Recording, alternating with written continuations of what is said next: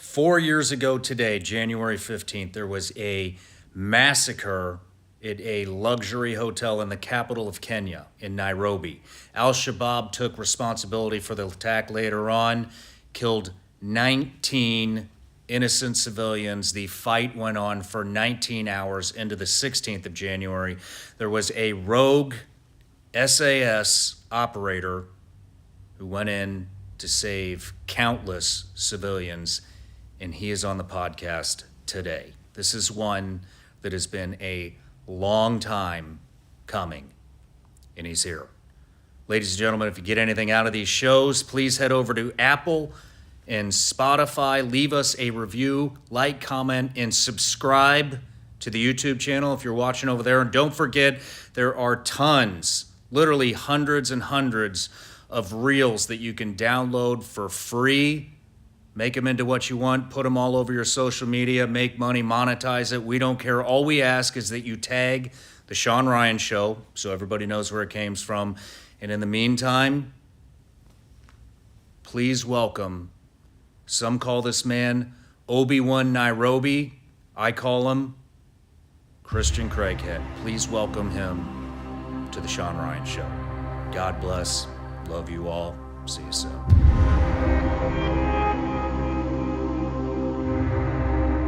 Christian Craighead, welcome to the show.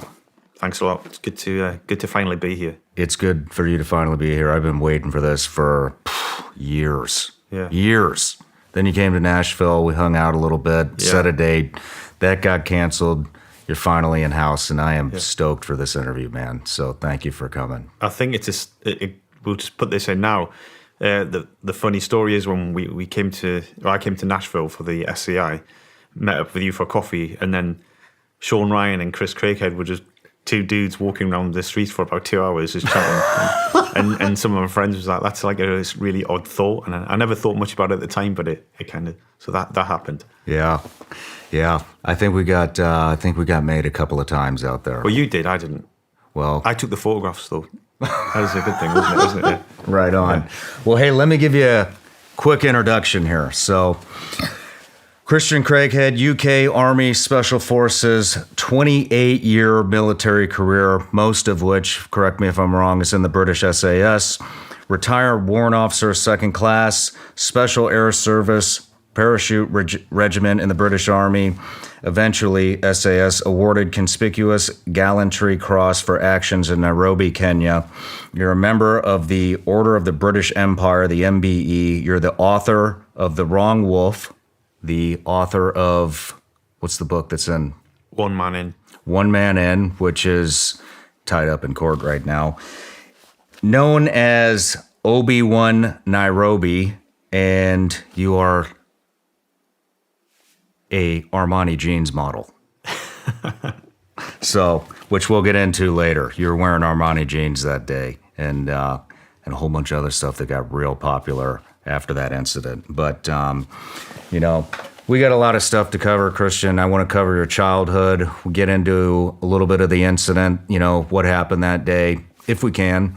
And then we got a whole slew of stuff after that incident, what you're doing today. But everybody starts out with a gift on the show. Any guesses?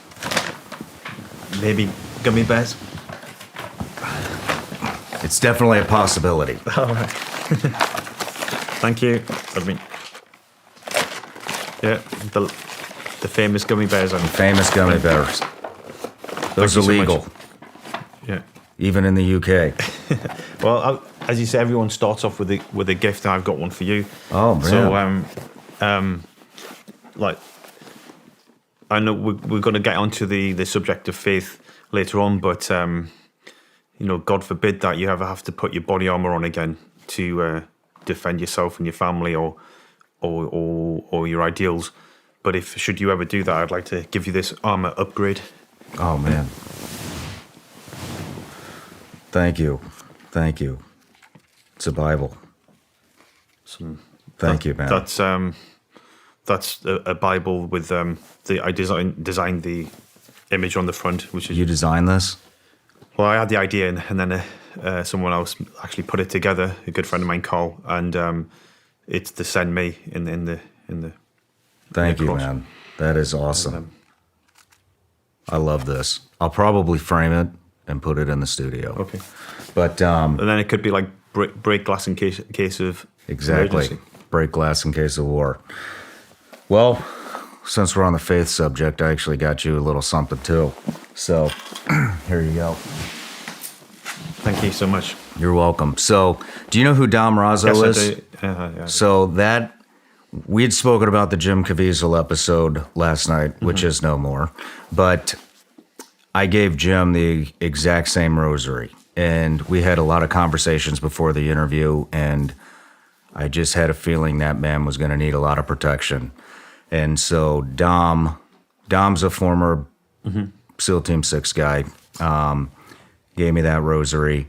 I gave it to Jim Caviezel. Then he sent me another one, and I carry that everywhere to protect myself. And I know we're going to get into some fascinating stories about some encounters that you've had, especially before some very important missions. And I just wanted to give that to you. Thank you so much. It means a lot to me.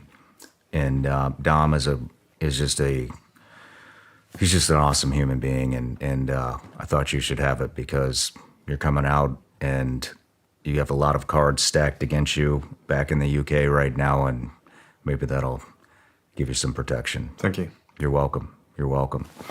But and thank you for this. God bless, brother. But childhood, you ready to dig in? Yeah, Are let's you go. nervous? A little bit, but we'll see. What are you nervous about?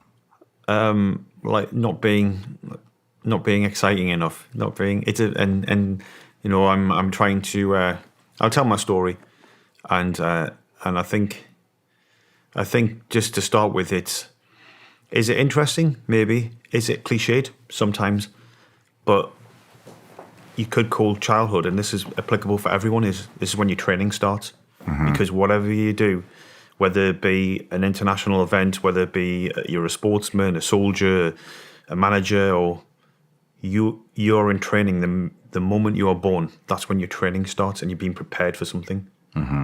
And some things are bigger than others. Yeah. But you're always in training, so you could say it's my childhood. It's one way of framing it. The other way of saying it is it's the start of my training. I will say this. When it comes to the nervousness, everybody that comes here is nervous. Everybody thinks, oh, it's not going to be exciting. Don't worry about that, man. It's going to be gold, I promise. And I know you're kind of hanged up or tied up with some of your career, and I would like to offer you, when you're not tied up anymore, a slot here to give a full scope and depth on everything. Yeah. So, And I think a lot.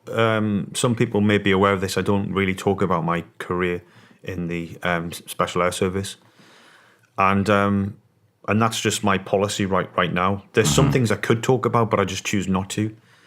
And like other things, policies change, people change, yeah. and viewpoints change. So in the future, I may talk about some stuff Good. that I don't talk about right now. But It's all good, all in due time, and there's plenty other to talk about. So let's start with childhood. Where'd you grow up? So I grew up in northeast England. So about 5 hours drive north of London. And it was, I didn't really like my childhood. Why not? The town where I grew up is a beautiful town. I grew up in a council house, and council house is like state-owned property, so it's like a poorer area of town. And I grew up I had a single mother. I never met my father until later on in life. So I grew up with for the first 7 years, my mother, my aunt, and my grandma. My grandmother is the person I am today. She takes full responsibility of the man I became. Is all because of her. Wow. And she raised me. And I had it's strange when I was talking to someone else about childhood, what you think is normal isn't sometimes, a lot of the time, isn't normal. What there's probably a lot of people out there who maybe get abused and don't really know they're getting abused. So it's only maybe when you may wake up to it later on in life, and then you see and you think, yeah, that wasn't cool. But Did you have any brothers and sisters? no, so I grew up as an only child, but my natural father is probably one of the most fertile men of the 1970s. So if you're from northeast England and you don't know who your dad is, we're probably related. But Wow. I've got lots of like half brothers and sisters. What is it about your childhood that you didn't like? I think it was. You brought up abuse. Yeah, I think it was this, and it wasn't. There's what I foresee is plenty of love in my life. It wasn't abuse from family or anything like that, but it was just being exposed to violence at a really young age, and that set sort of values in me. Which What some kind of people violence? So there's some things I don't want to share in the light of day, and so I think that the worst experience I had was when I was 8 years old, and I just started at a new school, and it's about a 1.5 mile walk back near Woodland, and we'll talk about the Woodland later, which is on a more happier note. And I was walking home, and a nice warm September day, and 8 years old, and I was walking, and these two guys were there, two older boys who had just been released from young offenders from juvie, and the one was roughly about 6 years older than me, and then the other one was about the same age as him, so they would have been like 14, 15 years old, and I was always quite small and thin, and they were like, "Hey, what you doing?" And I'm like, "Nothing." And then one of them just hit me around the head with a branch, hit me to the ground, and then they went on to sort of torture me for about 2 hours. Torture? Yeah, What so kind they were of just torture? like just beating me up. Like one of them would be sitting on my chest, and like one of them like took some dog shit and smeared it on my face, and like lit like cigarettes on me and stuff, and Damn. and give me a kicking. And then I think the worst thing what the did is like I had a packed lunchbox, and I didn't see them do it, but they put loads of dog shit inside my packed lunchbox and then sealed it back up. So I didn't see that till later on when I was at home, and that was the thing I thought was quite, that got to me. And then I ran home eventually, and my stepdad at the time went out and sort of had a talk and look for them, and my mother did as well. And I was obviously distressed, and they were distressed, and I think that was my first, even though I'd been beat up and set on fire and stuff like that before. Hold on. Set on fire? Or not set on fire. So Is that a figure of speech? No, not literally set on fire, but it's how I Okay. escaped.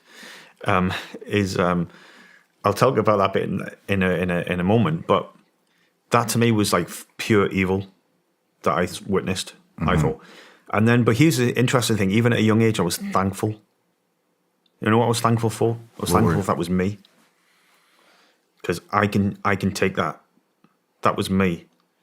And I'm certain, and that's one of the biggest reasons I'm glad for. If it wasn't me that day, they had the taste of blood in their mouth.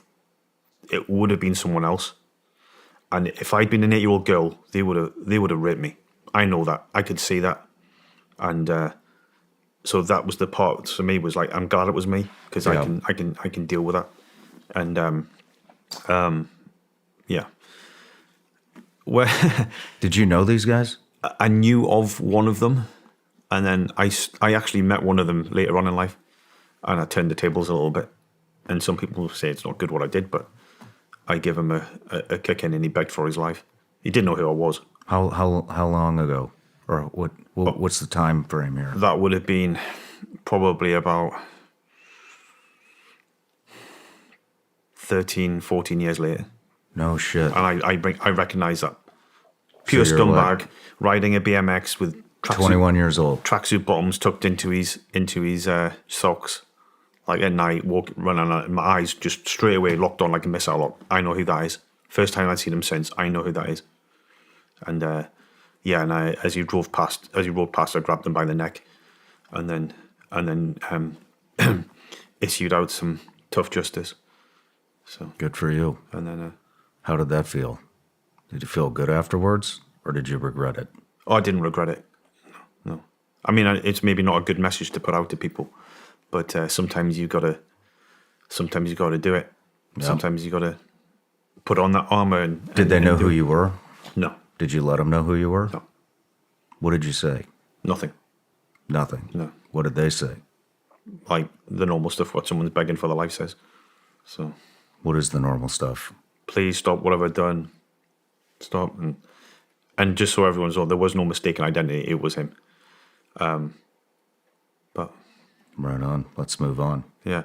But the fire thing, a few years before that, when I was about 4 or 5, I used to try and hang around with the older kids in my estate, and sometimes I'd be like a pain in the neck to them. So they, again, I don't think it's evil. It's just, sometimes kids can be brutal. Mm-hmm. So these were much older than me. They were these would have been teenagers as well when I was about 4 or 5 years old.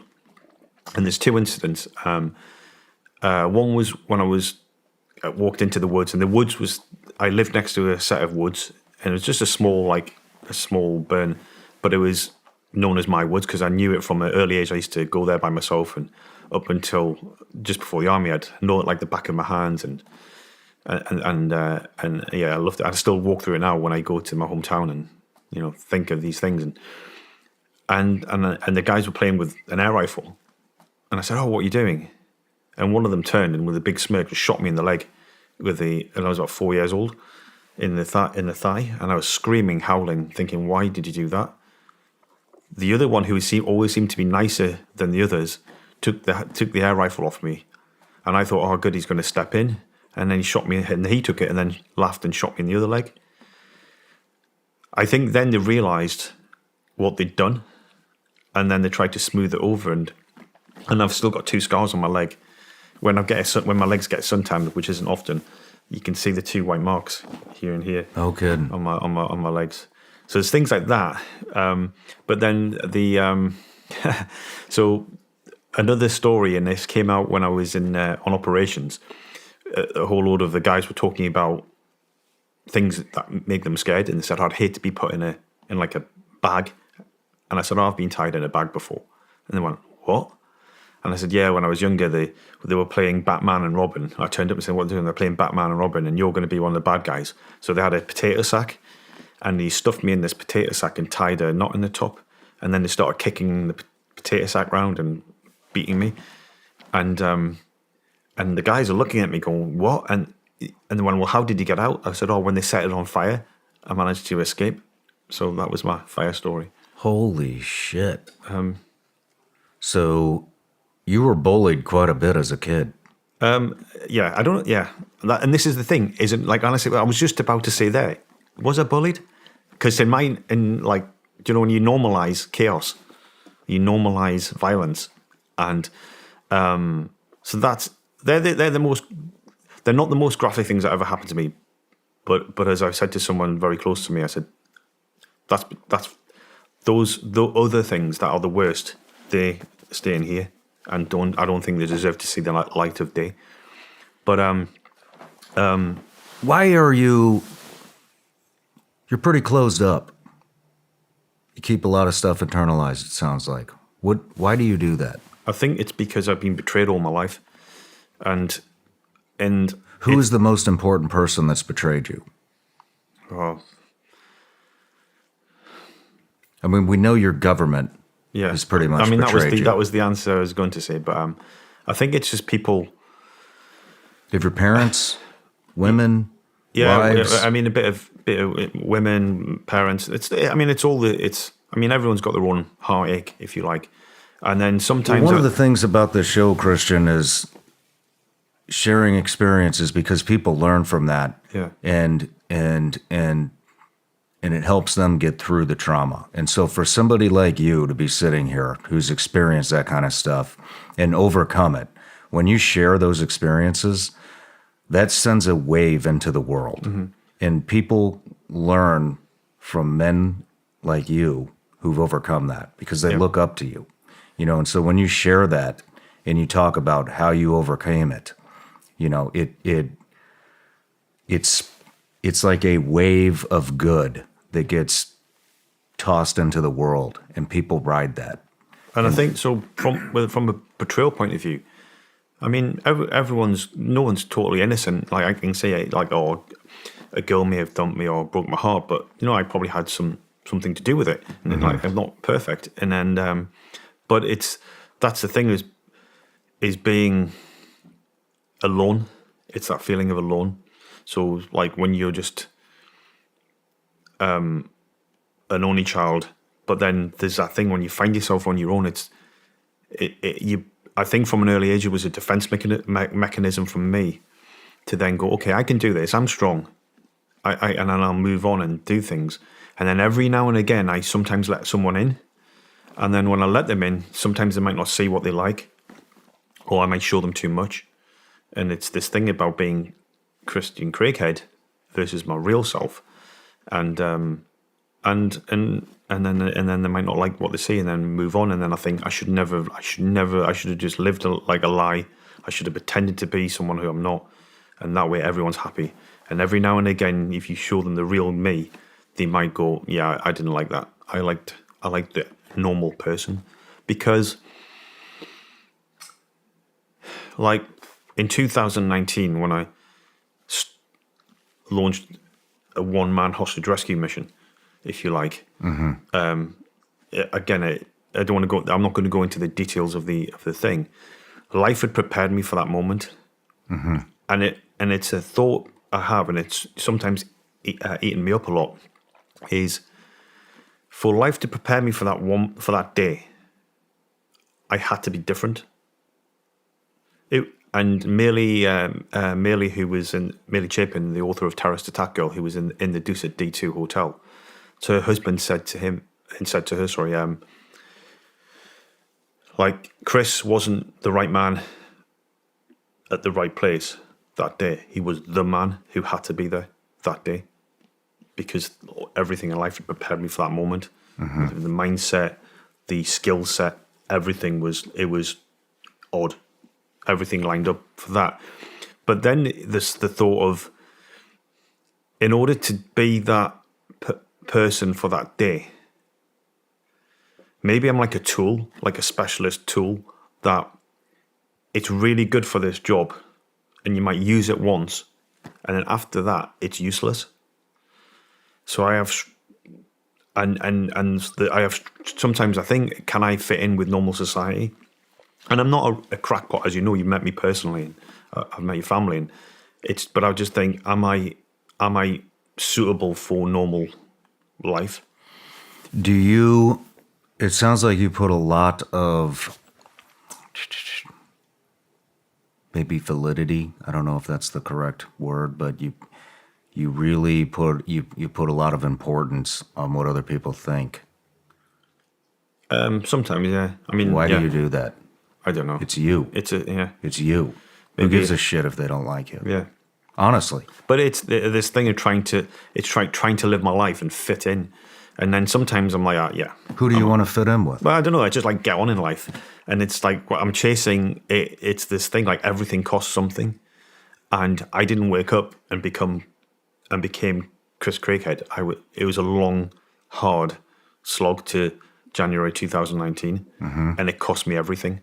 It cost me family. It cost me relationships. It cost me my soul in some cases. And so it's coming, and that's one of the things that we may be getting ahead of ourselves. But about trying to find purpose in life. And right now I've got some things coming in, but I still in my mind think I don't know what I'm supposed to be doing. So part of me sometimes think, are my rounds complete? Have I done what I'm supposed to be put on this earth for, and now I'm just waiting to die? Would you mind if I make a suggestion? No. Do you think you're going to find what your purpose is by trying to cater to the crowd and fit in? I mean, yeah, and that's what I realised is that's what I was getting at is sometimes I'll open it and do it and then go, no, what am I doing? And then withdraw in, and then so it's just trying to feel like we do, trying to see what works, what doesn't work. But going back to childhood, so they set the sack on fire and I escaped. A good friend of mine said, that's why Chris is how he is. So how am I? Well, those people might be horrified, or people might say, yeah, no big deal, what happened there as a kid. But that did something to me. Those types of incidents did something to me. And what they did was, from a very early age of starting from about 4 years old and chipping away all the way up until teenager, is they made me not tolerate bullies, to stand up for people who can't stand up for themselves, and do the right thing when you can. And that's why I think it's part of the training. Although it's horrific, and I'd hate to happen to if that happened to someone I love, and I'd go and hunt them people down. But it was required, I think. And that put me into this childhood flex of like acting. Like, for me, I was quite thin, small. So if I saw anyone as a threat, or if I saw, I'd resort to violence straight away. I'd be like, yeah, someone like did something. I knew it was potential because I was small. So I'd just punch them in the face. Was it a temper or was it calculated? It was combination. I think more calculated than it was temper. And this is the thing, because I know that if bullies will be bullies. So if I would read the room, and if I knew that they'd like, look at me, he's the smallest, I'm going to do something to him. So I'd just be like, yeah, no, you're not. And obviously life in the 1980s was different. People had fist fights at school all the time. Mm-hmm. They were it's not like now it would be a huge thing. I'm not condoning it now. I'm not saying to any young people watching this, go out and fight violence with violence, because it's a different time now. The underlying message that you're sending is timeless. It's don't get pushed around. Yeah. Stand up for yourself. Stand up for others. Yeah, and that's what those acts of violence and abuse throughout my life, and there's lots. That's what these ended up setting me in, and luckily, I didn't fall on the wrong side of the law with that violence, and things I started calming down. And one of the things I always say saved my life, if you like, was the Army Cadets. So the Army Cadets in UK is like a youth organisation where at the age of 13 you join and you get issued a uniform and you do 2 parade nights a week, and you do get inspected and you do lessons on fieldcraft, marksmanship, that kind of thing. So youth organisation. And all I wanted to do was join the army, or be a warrior from as long as I can remember. I wanted to be a soldier, and so I joined. I lied about my age and joined when I was 12, and then just started doing that, and that saved my life, because at the same time, and I think it's hard to disagree with this. 12, 13 years old is a time when you're at a junction in your life. Like, you see, when a lot of people go, good kids fall prey to crime and drugs and things like that, it's usually around about the start point is usually about 13 years old. That's the time when they might be missing classes at school and going around smoking at the back of the school and doing whatever happens now. It's usually about that age when you start going off on the wrong track. And that certainly happened in my set of friends then. I was the only one who joined the Army Cadets. And those friends, people who I was friends with, I believe all of them have been inside prison now. Some of them may have died of overdoses. I'm sure 2 of them have died of overdoses since then. And because it's going to sound like a grown-up, but just the act of smoking a cigarette can lead to heroin addiction. It's the gateway into this bad thing. I'm not saying everyone did it, but as everyone fell completely off the tracks. But that's at that point. So it's a bit of waffle there to say that at 13 years old I joined the Army cadets, and that saved my life, gave me purpose. 2 nights of the week, they're doing the lessons, and every now and again you go away for a weekend, and in the summer you do like an annual camp of 2 weeks away. And that really set me up for joining the army, but I was going to join the army anyway. But it was just, like I say, I think it saved my life, gave me purpose, and especially at 13 years old, my grandma, she died, and that's when I felt truly alone. So yes, my mother may say she loved my ex-stepdad and other people, but it was only my grandmother who really knew me, who really believed in me, and really saw me for who I was. She knew I wasn't good. She knew I was different, and she like, without my grandmother, I don't know what would have happened to me. But she put in these core values, and so a combination of obviously the bad stuff, but she made me respectful to people. To like at school, it might be like, again, people might say, well, he's a bit of a thug, he's like beating people up or whatever. Like I say, it's a different time, but I was always super, super respectful to school teachers. I was always really polite to the school teachers and things like that. And that was just because my grandma would say, like, there'd be a woman walking down the street, like an older woman, and she'd go across and help her with the bags. Give your seat up to people on the bus, or when we're traveling, give your seat up to that lady. Okay. Why do you think your grandma was able to see that you were different? I don't know. I think it was just that connection. You were closer to her than your mother? Oh yeah, I was closer to her than to anyone. Why is that? What did your mother do for a living? She worked night shift and different, like, in the care industry. But yeah. Stepdad? Factory worker. Factory worker? Do you think maybe they were just busy with their occupations? No, they're just, again, I don't want to throw dirt around too much, because people would be going, oh, it wasn't that bad, or was, and whatever. The bottom line is, doesn't matter what people think. I'm thankful for those two people, especially, not because what they did was, it's like they're saying, there is no enemies or friends, just teachers. And when I was even from as young as 8, 9 years old, I was looking at those two and say, I'm never going to be like used to. So, was your grandma always around? Did you live with her? So because my mother worked night shift 3 nights a week, so every 3 nights of the week, with my grandma, but every single day I went round to her house, and so every single day, with the exception of one day. So in 1989, I went away on with the school had like a weekend away. Also always a week away, and like doing climbing and outdoor activities and things. And I had a camouflage jacket and my grandmother's doing I cut the tops off 2 pairs of socks, and then my grandma sewed them onto the cuffs, so it looked like, it's a thing that people used to do. But I lost my temper when she was doing that on the Sunday night, and then was screaming in the shower, and she was screaming in the shower at me.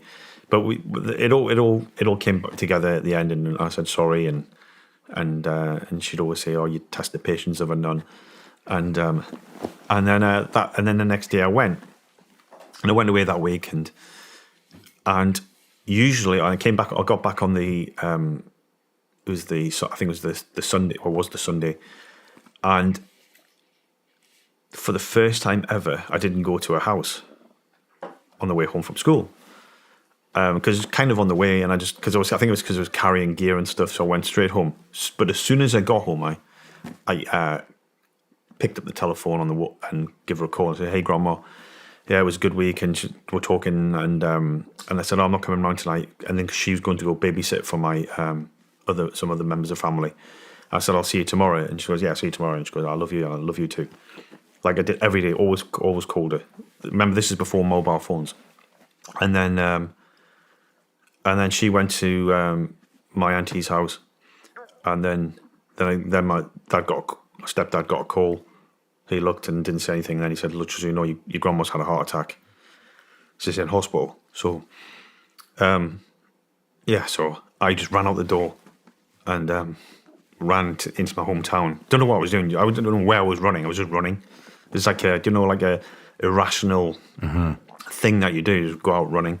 Like I just ran and it was like dark. It was February evening, and obviously now he can't do anything. He can't find me, so I'm just there and I go to there's a church in town. And I didn't go to the church, but it's very old, and there's like a gateway sort of thing into the church, and it's got a cross on the top. And I was just sat on a bench opposite it, and I was looking at the cross, and I was like pleading with God, please don't take her away from me. And I was like, because I can't. This is not supposed to happen. She's my only supporter. She's my link, and and more importantly, she's the only person who believes in me. And so I'm looking, pleading with God, and then I run home. Then something makes me run home, and he goes, right, we're getting in a cab. We're going to the hospital, which was about 8 miles away. So we're going home and get to the hospital, and then I never saw her again because as I walked in, she died. So the takeaway point from that is, I mean, it's always sod's law. The one time I didn't go to see it, and I always say, I've said it to so many people all the way through my life, is if you love someone or care for someone dearly, if you have an argument, whether it be your mother, brother, wife, girlfriend, friend, if you ever have an argument, don't leave on bad terms. Always resolve it, because there's always a possibility that's the last time you'll ever see them. That's a great point. Me and my wife have a rule. We never go to bed angry. Yeah. We always work it out before we go to bed for that reason. Yeah, so my grandma, she made me the man I am, and I still think about her every day. That's amazing.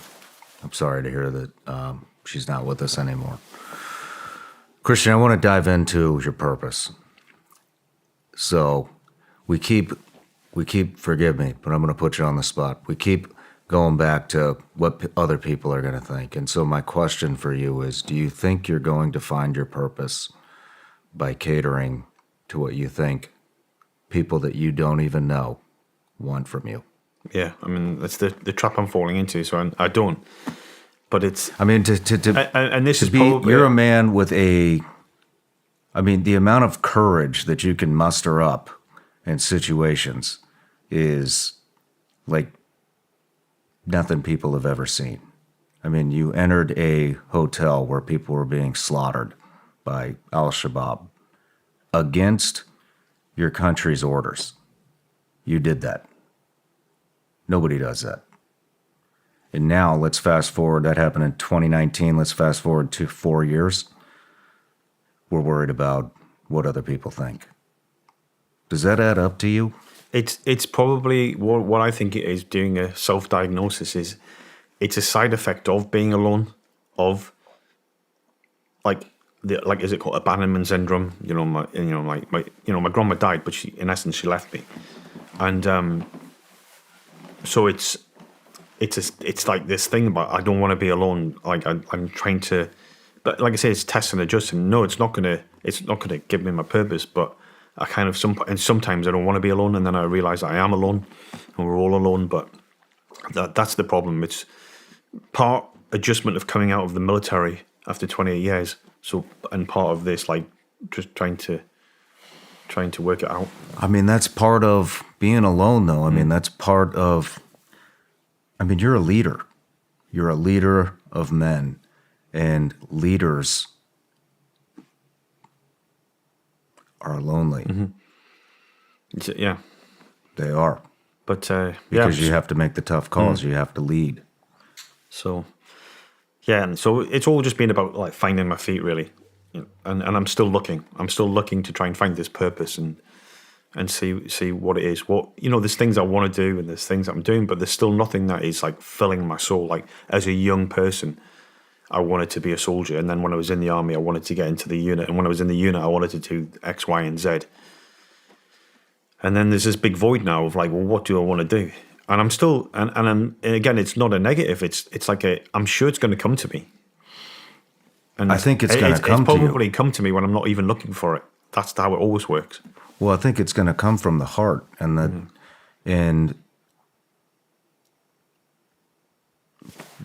when you push everybody else's opinions and all their bullshit that they think that you should be doing to the side, I think that's the opportunity where it's going to come to you. Would you agree with that? Yeah, possibly. Yeah. I mean, it's definitely a thing. What's the argument? Well, yeah. What is it? What's the argument? Again, I'm just trying to do what the right thing is, and then see rather than base it on the opinion of me. Again, I'm not trying to cater to everyone. I mean, maybe that's a bit out of context, like being taken out of context a bit, but I'm not. But I'm just trying to find my way. But the problem is I'm not. There is no. It's just the fact I don't know what I'm going to do, and I don't know what my purpose is yet. I'm still trying to pin it down, and I think you know your purpose. You've got great messaging. I mean, last night at dinner with me and my wife, you rattled off a few purposes. I mean, one of them is that book right there. Yeah. You know, the wrong wolf, standing up for what you believe in, standing up for people that can't stand up for themselves. I mean, it seems to be the lifelong. It's following you everywhere you go. Well, we'll watch this space and see how it develops. Right on. Well, let's move on. What kind of stuff were you into as a kid? What did you enjoy doing? I enjoyed like anything to do like laptop, anything about the military, guns, aircraft especially. Like I had this thing about military aircraft that could identify all sorts of and nuclear weapons. Like read up on nuclear. I was fascinated with nuclear technology and weapons. Where did that inspiration come from? I have no idea.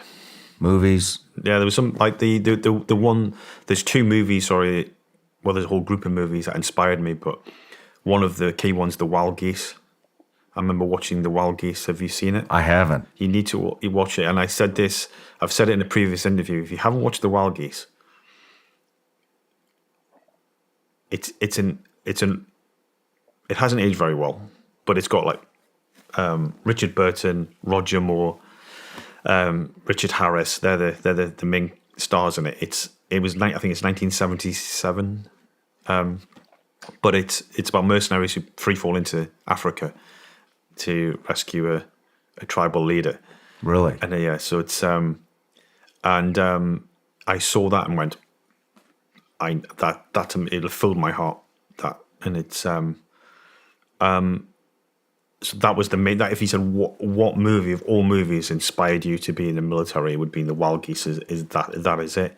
And for anyone out there who's into movies or making movies, I should say, just hear me out here. That is dying to be made into a modern movie, dying, because it ticks a lot of boxes as well. Even in this age, if you made that into a TV show or a movie, just say I'm just giving you that gift. Yeah. Go and look at the Wild Geese and say, let's make a modern version of this. Is good. And then Who Dares Wins. Have you seen that movie? I haven't. Who Dies When? Who Dares Wins. Like the motto of the SAS. It's about a SAS guy who goes undercover in an anti-nuclear movement, and then these terrorists who he's undercover with take over the US Embassy in London, and then at the end of it there's a SAS hostage rescue mission, and it's Lewis Collins. It's just that movie has inspired so many young men to join the SAS of my age group. Interesting. It's a great movie. It's a great movie. What about Bravo 20? Yeah, I was in the army when that came out. Oh, okay. So I was already committed. You're already in there. Yeah, and then but then there's all the other movies. Again, it's this strange thing of, because we're going to talk about this later on, is what is like Commando? If someone said, what movie have you seen more than any other movie, it would be Commando. But in First Blood Part 2, again, I've talked about before, is how much of an influence First Blood Part 2 was. But what Commando, Rambo, Demolition Man, all the classics. Passenger 57, like all these, Die Hard. What's the formula? Bad guys do some shit, lone man turns up, sorts them out. Sometimes reluctantly, sometimes against orders. It's strange, isn't it, how... And I think that's why there's a lot of popularity, that's why my incident is so popular. Yeah. Because it's playing into this, like, this is what we grew up on. And so maybe it's a thank you to Sylvester Stallone, to Arnold Schwarzenegger, to all these people who helped with my training. Because maybe it is a thing. Yeah. Well, let's take a quick break. And then when we come back, we'll get into what got you in the military, how old you were, where you went. Did you know that 1 in 5 Americans have learn a new language on their bucket list? It's true. If that's you, check it off your bucket list this year, because with Babbel, you can start speaking a new language, foreign language, in about 3 weeks. Why Babbel? Because it works. Instead of paying hundreds of dollars for a private tutor or fooling yourself with language apps that are a little more than games, Babbel's quick 10-minute lessons are designed by over 150 language experts to help you start speaking a new language, just like I said, in as little as 3 weeks. Here's a special limited time deal for our listeners. To get you started right now, get 55% off your Babbel subscription, but only for our listeners at babbel.com/SRS. With over 10 million subscriptions sold, Babbel is real language learning for real conversations. Get 55% off babbel.com/SRS. That's spelled BABBEL.com/SRS. Rules and restrictions apply. Visit babbel.com for terms and details. Here's the situation. You've got China, Russia, Ukraine, the border. The banks seem to be collapsing. Plus, the Chinese just negotiated with Iran, Saudi Arabia, and Brazil to drop the US dollar. And most Americans, including myself, feel that we're in a recession right now. But despite all the evidence, I can't tell you what's going to happen for sure. Nobody can. Yet when it comes to your money, you should understand what's at stake. That's why I partnered with Goldco to possibly help at times like this. Go to ShawnLikesGold.com or call 855-936-GOLD to get your free gold and silver kit. The kit shows you how to defend your money with precious metals and how listeners of the show could get up to $10,000 in bonus silver. Go to ShawnLikesGold.com or call 855-936-GOLD to get your free gold and silver kit. I can't predict the future, but I can certainly prepare for it. So go to ShawnLikesGold.com or call 855-936-GOLD now. Performance may vary. Consult with your tax attorney or financial professional before making an investment decision. All right, Christian, we're back from the break. We're getting ready to dive into some of your military career. But first, what was the inspiration to join so young? You had correct me if I'm wrong, 28-year military career. You joined when you were 16 years old. Why did you join so young? What was happening in the world?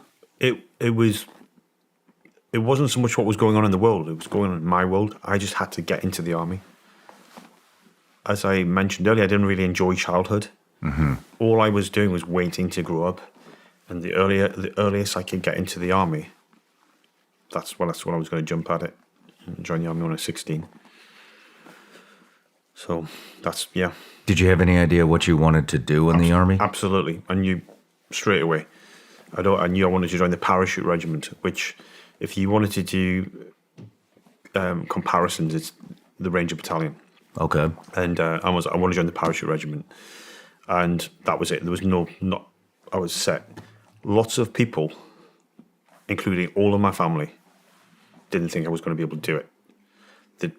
They didn't want you to do it? No, they didn't think I'd be able to do it because it's hard to become a paratrooper. It's hard training. Mm-hmm. And I was this skinny little guy who looked young, and people were like, there's no way he's going to get into the paras. There's a test called P Company. It's kind of like Hell Week. And there was a few months before I actually enlisted, there was a documentary on the UK TV, and everyone was saying that's what Chris is going to do, and people going, he'll never be able to do that. And so people and some members of my family, my aunt was worried about it because she knew I was fanatical about joining the military and being a warrior, but she was like thinking, well, what's he going to do when he fails? Because and that was what people thought, and it goes back to my grandmother. She knew like my potential, but everyone else takes everything at face value. It's like people think Navy SEALs are like 6'5", and Yeah. you know the whole deal, and like what? It's like it's the same thing. People thought paratroopers were all like big, tall, mean men, and like big and gnarly, not young-looking little skinny guys. Mm-hmm. So, but I knew, and I went to the Army career recruitment office, and then they said, come back and do the entrance test. You don't need to be very bright to be a paratrooper on paper, but I took the test and I completely knocked it out of the park, and they were like, "Wow, you did really well on this," which is one of those things where when you're older, you look back and go, interesting how I didn't do well at school. I didn't apply myself very well at school. But when you do these, there's a name that's similar to the US military. You do like the test.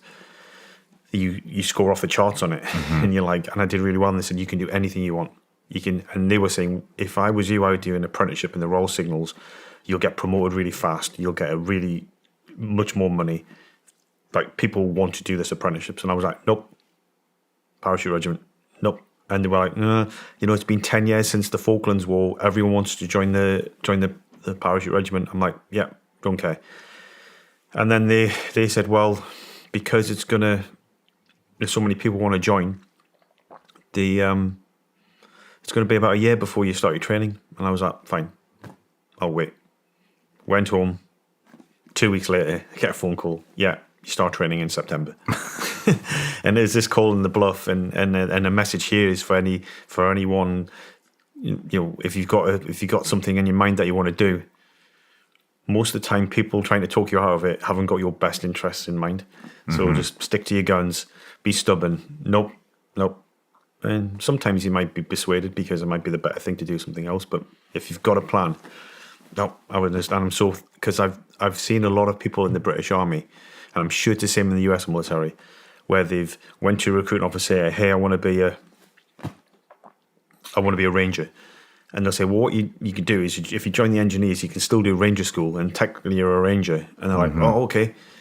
And then they join, and they're like, I didn't sign up for this. I didn't want to be, and they do minimum time and get out. It was the same in the British Army. They'd say, do this, and lots of people I knew wanted to join the Parachute Regiment, and they say, no, be an engineer, be a driver, be a medic. You can still be a paratrooper, and they're just being sold a lie. Interesting. Because I'm sure it's the same in the US military. These recruiters have got a quota to meet. Say, hey, we desperately need more medics, drivers, engineers, infantry, and that's what they're going to try and meet that quota. I believe that's what happened, but I was just stubborn. So, and then in September 1992, I entered service into the British Army. How old do you have to be to? Is it 16, or did you slide in there somehow? No, it's 16. 16, but you can't. After in the Falklands War, some paratroopers who were killed on Mount Longdon in the battle there were 17 years old. And I think at some point after that, then they said you can't go on combat operations until you're 18 years old. Okay. So it's 18. You can join the army, but you can't serve on combat operations until you're 18. So still today, you can join at age 16. Yes. Does that mean you're leaving the home? And yeah, I mean, on my last day in the British Army, I went to the Army Foundation College in Harrogate, which is where all the junior soldiers are now, and I gave them a presentation about what I did in Kenya to 640 recruits, students, whatever you're going to call them, and things have changed. Now I was talking with the Command Sergeant Major, the RSM as we call them, and they do a lot of that's what it is. It's Army Foundation. It's building the foundation for young people to have not just a career in the military, but give them the right step up in life. So they focus on education. It's still military training, but it's preparing them for life for service, and it's good. When I joined in 1992, the army you had your apprenticeships. If you had a trade job, you had the junior leaders. So if you joined, like, say, the guards, the household cavalry, like the guards or infantry regiments, they have junior leaders. So it would be a year's training, and people would get command appointments. So you'd be like a junior lance corporal or junior sergeant major if you were good and things. And it was, again, a similar sort of thing. Only exception was the Parachute Regiment. We had junior para. That's what it's called. And that was, it's the amount of, I was the last ever junior para platoon. And then it shelved the junior army for, I might be wrong here, but it was for a year or two, or amount of time, and then they restarted it. And I think everyone does the same training now. But this was the last platoon of junior para. But the amount of people who went into the SAS or became command sergeant majors from junior para was it was a system that worked. They were preparing people, and we're going to go like maybe a bit philosophical here, but it was brutal. But you know what? That's what I wanted, because I'd read about it, and the harder, the better. The more the thrashing we got, the harder the physicality. That to me was what it was about, because I was joining. I in my mind I'm joining the elite. I'm doing the best I can do at my age, and it was brutal. It was brutal, and I look back now and think, if it'd be hard as a 16-year-old to say, would I want that to happen to someone? Part of me would say no, but part of me now is like, yeah, but it has to. Again, it's this conditioning. Yeah. And here's the question. Here's the thing, and it's like an open question to everyone listening, to you. As I said earlier, we've got the Army Foundation College that is setting, I put it in a good light, it's setting young people up for service in the military and in life. Great. Junior para, though, turned me into a warrior. So what do you want? Because you can't have, in my opinion, you can't have both. Do you want this 17-year-old, when they graduate, 17-year-old, do you want them to be set up in life? You know, the message and that we got now, and you're going to do well, and you can do this, and you can drive a car, and you can balance your books, and you've done, or do you want them to be a fucking killing machine? Because that's what you got from junior para. Yeah. Is like, I remember writing a letter to my mother saying, I asked her when I was researching One Man In if she had it. She didn't have it. But it was saying how, for me, I want to die in combat. I want to storm a machine gun position. It's the ultimate honor to be killed fighting from a country. And so it was that's what they were saying to me. And it was like that thing of going, yeah.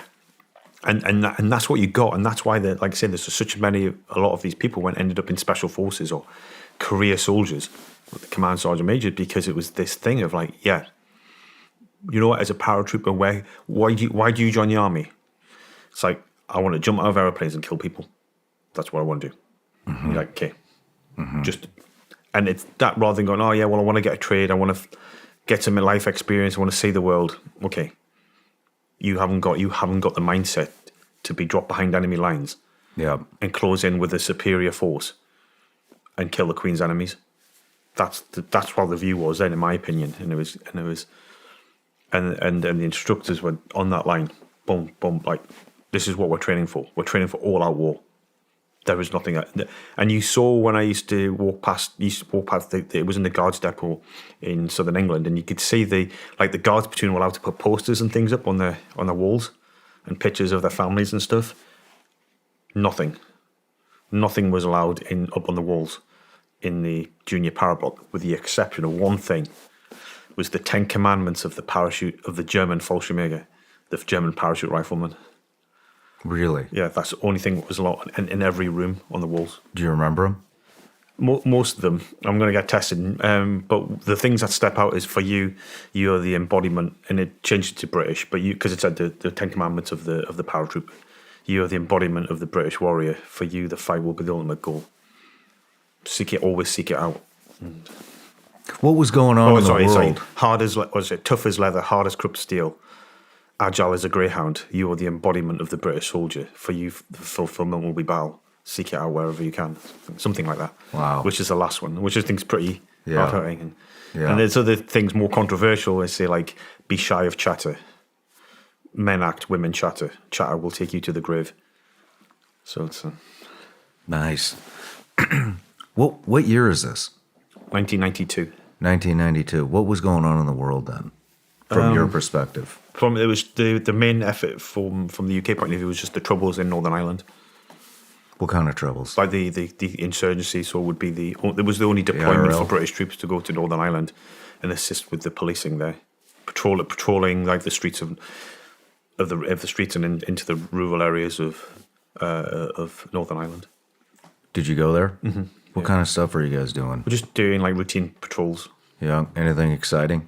There was a few. They were big onto the IED things, and it's hard to imagine this is still UK and there's still unrest there now, but not to me personally, but to people in the same company as me. Someone got badly injured with an improvised explosive device hit an armored vehicle and things. And this is on the streets of UK. Wow, that's crazy. In Northern Ireland, and and people were being killed every day. That's still going on. Sectarian violence. The ceasefire happened in 1995. What is it? What is the? Can you give us some insight into the? I don't know. I want to do it in justice because it's just like There's, is it criminal? What is it? it's what kind of organizations? You have the religious element, the Catholics and the Protestant. Again, apologies to anyone watching this because I'm not doing this any justice and it's complicated.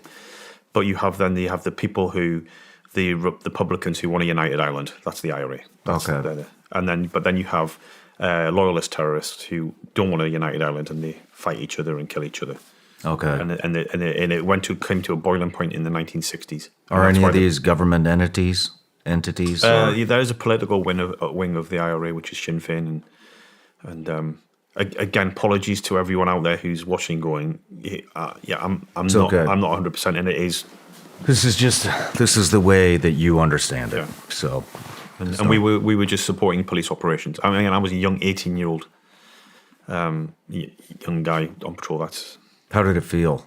Yeah, being out there for the first time. Yeah, it was good. Well, so I went to like an operating base in West Belfast, and I was 17 years old when I got there, and they just started like a 6-week rotation in this patrol base. So I can't go on the ground.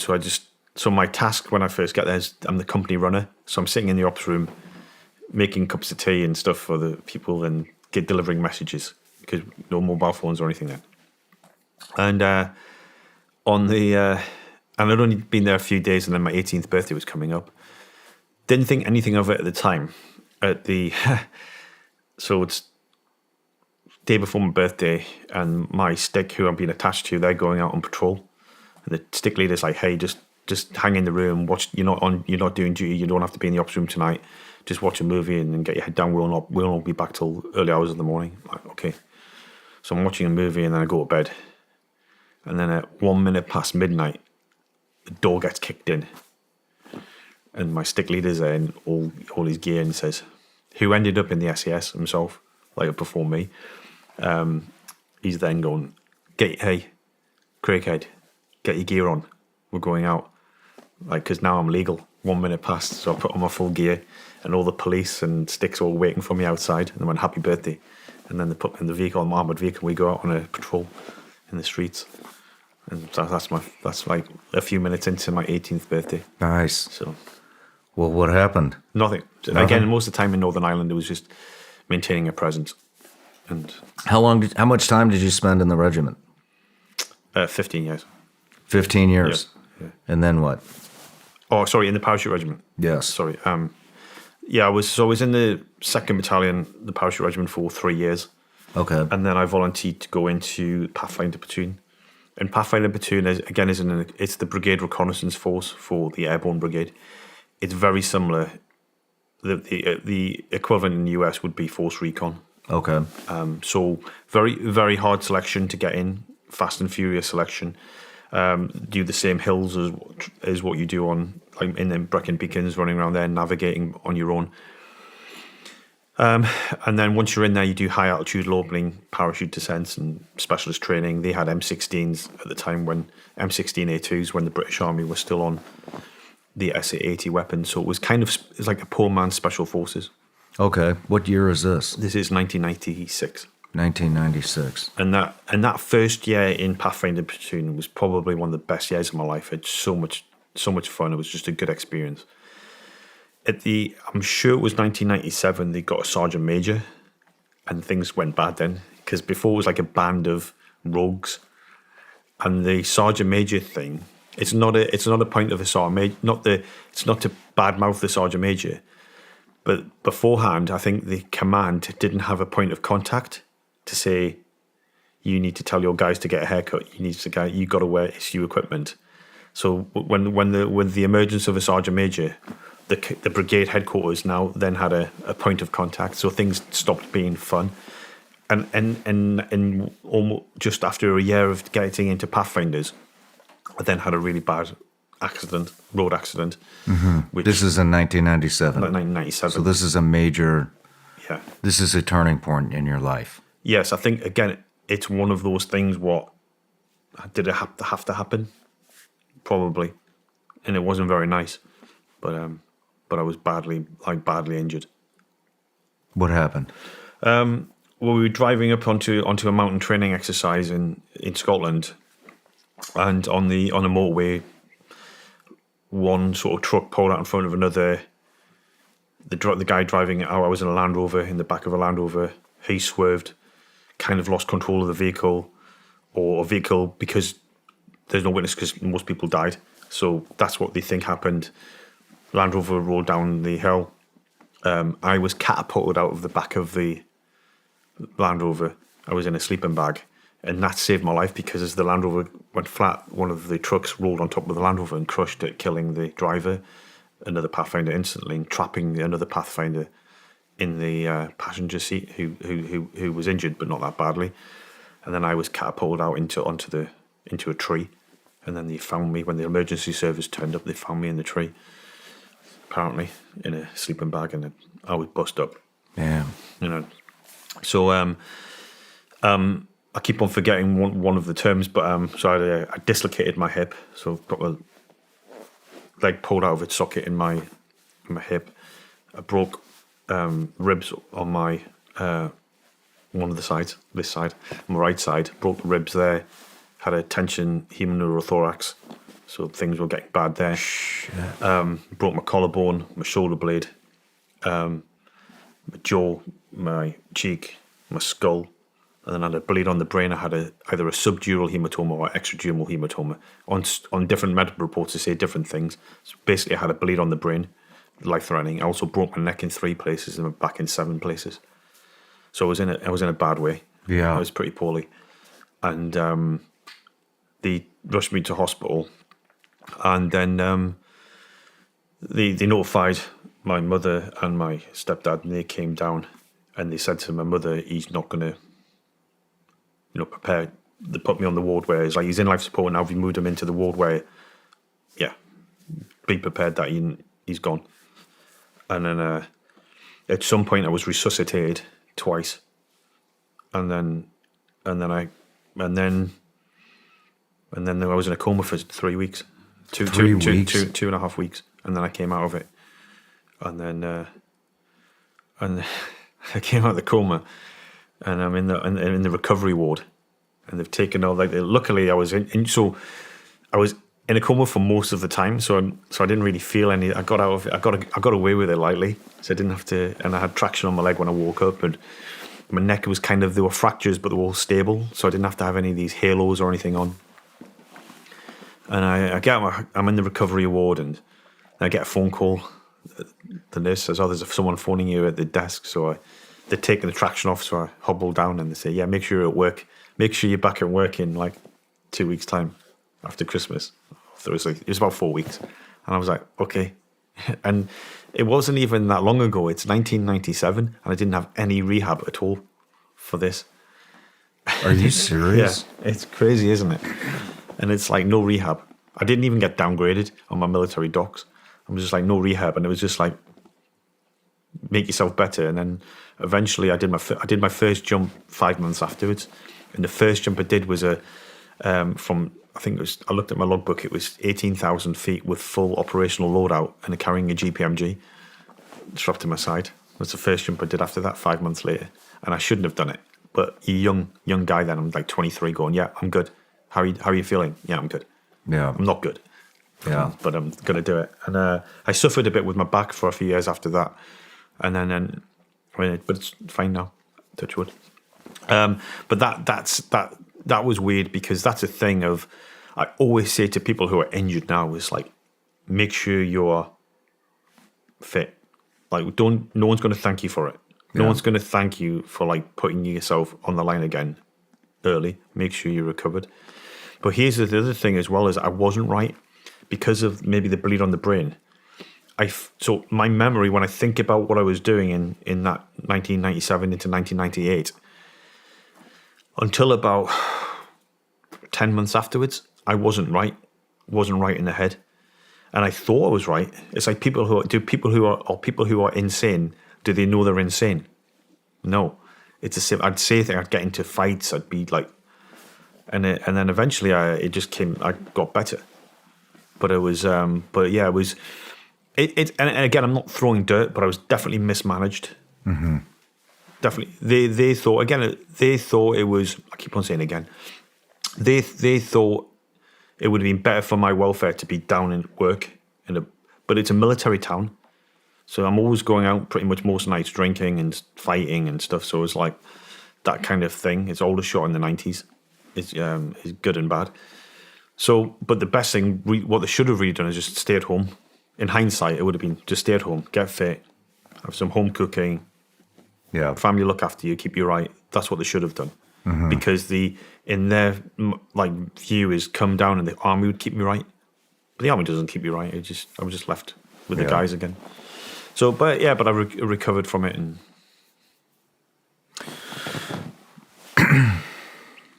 I know you were in the Iraq invasion, correct, in 2003. Yeah. Let's rewind just a little bit to 9/11, 2001. Yeah. This is an interesting conversation, I think, because I've never asked a foreign special operator what it was like on 9/11 from their perspective. And so I'd like to ask you, on September 11, 2001, where were you and what was going through your head? I was in the jungle when it happened, so I didn't hear about it initially. I was actually on selection. It was a selection that I was on. I was an SAS selection that I failed. I didn't. I did fail. I didn't pass it, but I got injured in the jungle. I got injured. I think it was on 9/11. Got casevaced out. I was all right, but the training officer wouldn't let me go back into the jungle. So I was then said, "Come back another time." Mm-hmm. So I was, and then it's only when I got out from the hospital, having been checked up, then it was still on the news. It was like, and everyone's just like, "What the hell?" But the thing is, people it's like the common phrase was, "This is it's like watching a movie. Is this really happening?" And so there was that feeling of, wow. And people don't say in UK, and then I think it's quite sad to say, people in UK, I felt when I got back, no one was really. It didn't burn itself into society like it did in the United States. People were aware of it, but it didn't see it, that searing sort of we're under attack mentality, like focus. It was just, it's another incident. That's how I view it was felt in UK. It wasn't like this energized. There certainly wasn't people joining up the military going, right, I just saw 9/11. Yeah, it's time to gear up or whatever. It didn't have that effect. Did it go through your head that you were probably going to go to war? Kind of. I was very focused on getting into the unit, so I was like, but that it's only in hindsight did I realize that was a turning point for my life as well, because that's when, up until 9/11, I'd done a couple of deployments with Pathfinders into the Balkans, and Sierra Leone. But that's when so how do I frame this? Is that I had a life up until 9/11. I'd always go back to my hometown a lot, and then I'd meet my guys that I know from my hometown and go out and socialize and meet people. That's when things got real, because that's when I realized it was only when I was nearly retiring. Yeah, it's from 2001. That's when I stopped going home because things got busier.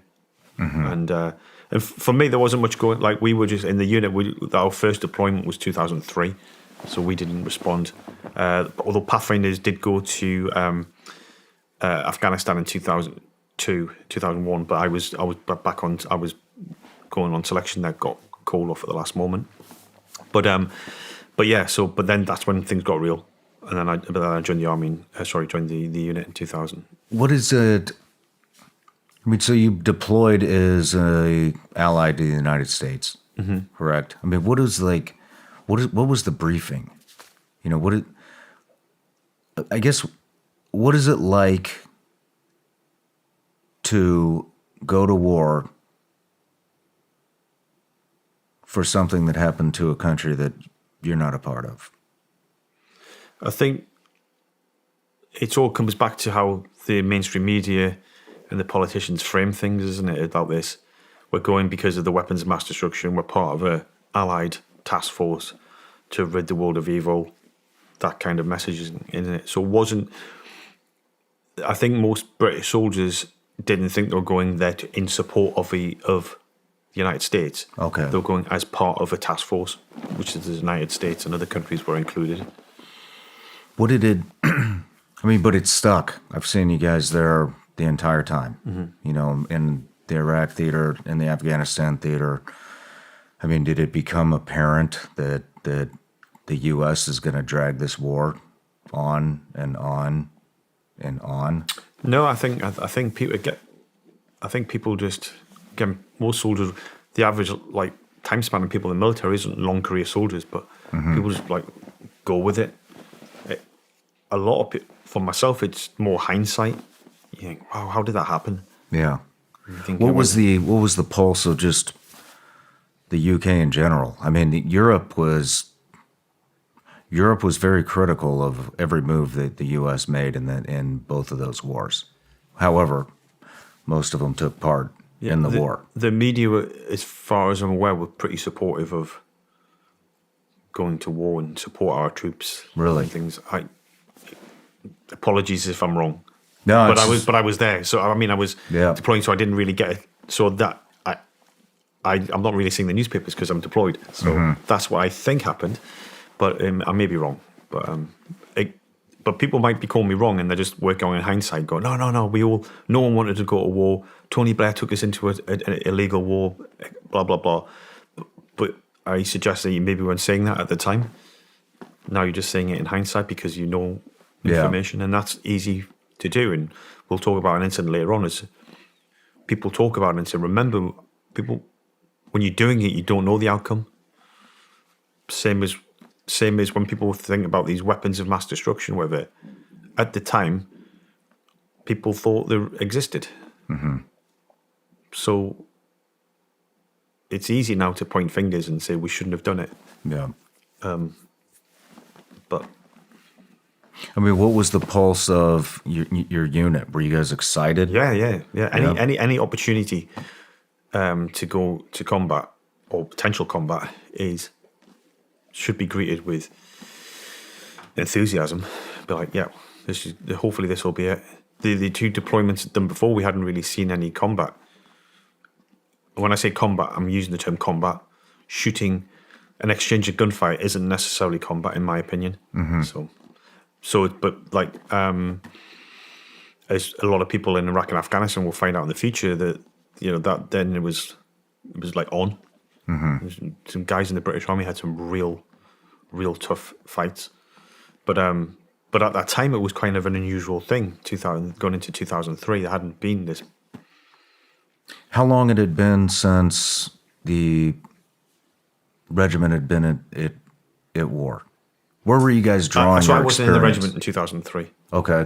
I'm still in Pathfinder Platoon. Pathfinder. Where? I guess what I'm asking is, where were you guys drawing your experience from? Oh, sorry, yeah. Again, sorry, I'm getting confused because sometimes most people call I call the unit, I call the SAS the unit, but a lot of people call the SAS the regiment. Okay. So when you sometimes I when meant you say the regiment, Pathfinder. yeah. But from the Or anyone. from the parachute, the last sort of proper scrapping war was the Falklands War in 1982. So you're drawing from 1982 experience in 2001. Well, 20-year-old and tactics. then when they went to Afghanistan, it was the different Afghanistan. So 2003 was when this army's deploying to Iraq to invade Iraq. Do you understand what I'm asking? So with the SEAL teams, when we went in, you're drawing off experience from very real world operations. I mean, there was some stuff that went down in Panama and Colombia, right? There was a couple of SEALs on the ground in Somalia. There wasn't a whole lot of experience, like real experience to draw from. Exactly the same thing. You had a lot of experience of peacetime. And that was the same thing in the army I joined, because as much as they were super professional and dedicated instructors in training, none of them had seen any combat. Yeah. With the exception of in junior para, one corporal was in the Falklands and this platoon sergeant was in the Falklands, but the others were talking about kill, but none of them had done it before. Mm-hmm. So it's interesting when you think about it, and I think that's where the military is heading now. Is we've got a whole generation of instructors who missed the boat on the war on terror.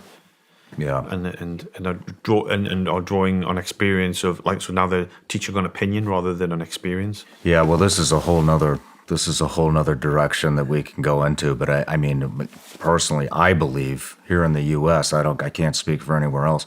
I believe that they are actively trying to get rid of all of the wartime experience and that entire mindset. That's why you're seeing the forced vaccinations. That's why you're seeing the woke agenda. Yeah. That's why you're seeing forced inclusivity. Yeah. All of these things. Nobody joins the military to deal with that kind of shit. Yeah. They join the military to defend their country and go to war, fight, and go to battle for their country. It seemed like a mark of shame if you say that nowadays. If you say, "What do you want to do?" "I want to go to war." Oh, and all of the recruitment adverts are all based around either woke agenda or it's about peacetime type operations, like support and influence. Yes, they're important. Yeah. But it's always like that sort of narrative, not full on. There's no pride in it. Full on, the Russians are attacking. Yeah. It's World War III. Let's go. None of that. And I suspect I can only speak for myself, and people might strongly disagree with this, but it's like a mark of shame now if you were served in. If you said, "Oh, yeah, I was in the war on terror," it's like, "Oh, we don't talk about that. That's not what we're about." Yeah, we're getting really good at erasing history. It costs me and a lot of other people a lot of things. But, recruiting numbers are down in the UK. I believe so. Yeah. Yeah. There are, and especially into the. I don't know firsthand, but someone said there was an article recently that recruitment into special forces or the tier 1 special forces is at an all-time low as well. Yeah. Apparently, I might be wrong, but apparently it's. I know for a fact it is here, but it seems like it's just because it's a message. It's a message. It's like where your action movies, all these it's like training from the minute you're born. Now you have a generation of people, not all, but this is the generation. Well, why would I want to do that? Well, there's a high chance of death, high risk. Do I get paid more? Not really. Why would I want to do that? It's just strange. It's actually a good question. Yeah, no, it's like bragging rights, isn't it? It's for it's bragging rights. This is the biggest motive. Egos are brilliant. That's what it's for. It's like, why do you want to do it? Well, so I can say I'm a Navy SEAL. I mean, looking at it, listening to what you're saying, I'm hearing it, and I'm like, actually, this is just common sense. Yeah, who's the do I get paid more? No. Why would I want to? Yeah. Do I get paid more? No. Is there a chance of death? Yes. Sign me up. Yeah. I'm in. Yeah. There's a high chance you do this mission, you're never going to come back. It's a one-way mission. Sounds great. Perfect. Yeah. So, Well, let's rewind. Let's go back to 2003. So you deployed for the invasion, Yeah. the Iraq invasion in 2003 as a Pathfinder. yeah. How many people are you deploying with? In my team, it was a 6-man team. That's it. Yeah, 6-man. And a 6-man like reconnaissance team. When we deployed across the border, my patrol wasn't employed so we drove over in like the cut down Land Rovers across with the main force, and then we waited for a mission. I was held in very high regard by the officer commanding of Pathfinders, and he was saying, I'm not going to employ you yet, waiting for the right job for you, which was frustrating for me and frustrating for my team. And but then I got a job, and it was good. What was it? It was good. It was a close target reconnaissance of an Iraqi armored division. So it meant getting close to the Iraqi armored division on foot, going in and getting as close as you can, trying to work out numbers, routine, and also look at those like a MSR, like a road behind the armored division. There's also a secondary mission was to check the quality of the road and what condition it was in, and that kind of vibe and general atmospherics of the area. So Pathfinders is a reconnaissance element. Yeah. Is there a sniper element as well? The snipers in every team. There's a sniper in every team. So for this mission, it was like there's 4,000 Iraqi troops in this armored division. 4,000. You guys are, and it's me conducting surveillance. 6-man team, no air support. Whoa! And it's I was a JTAC at the time. I was the team leader, and I carried the radio in case if we needed air support, we'd do a 9-line, and but it wasn't overhead. It would be chalked to us if we needed it. And I had to think about this. I'm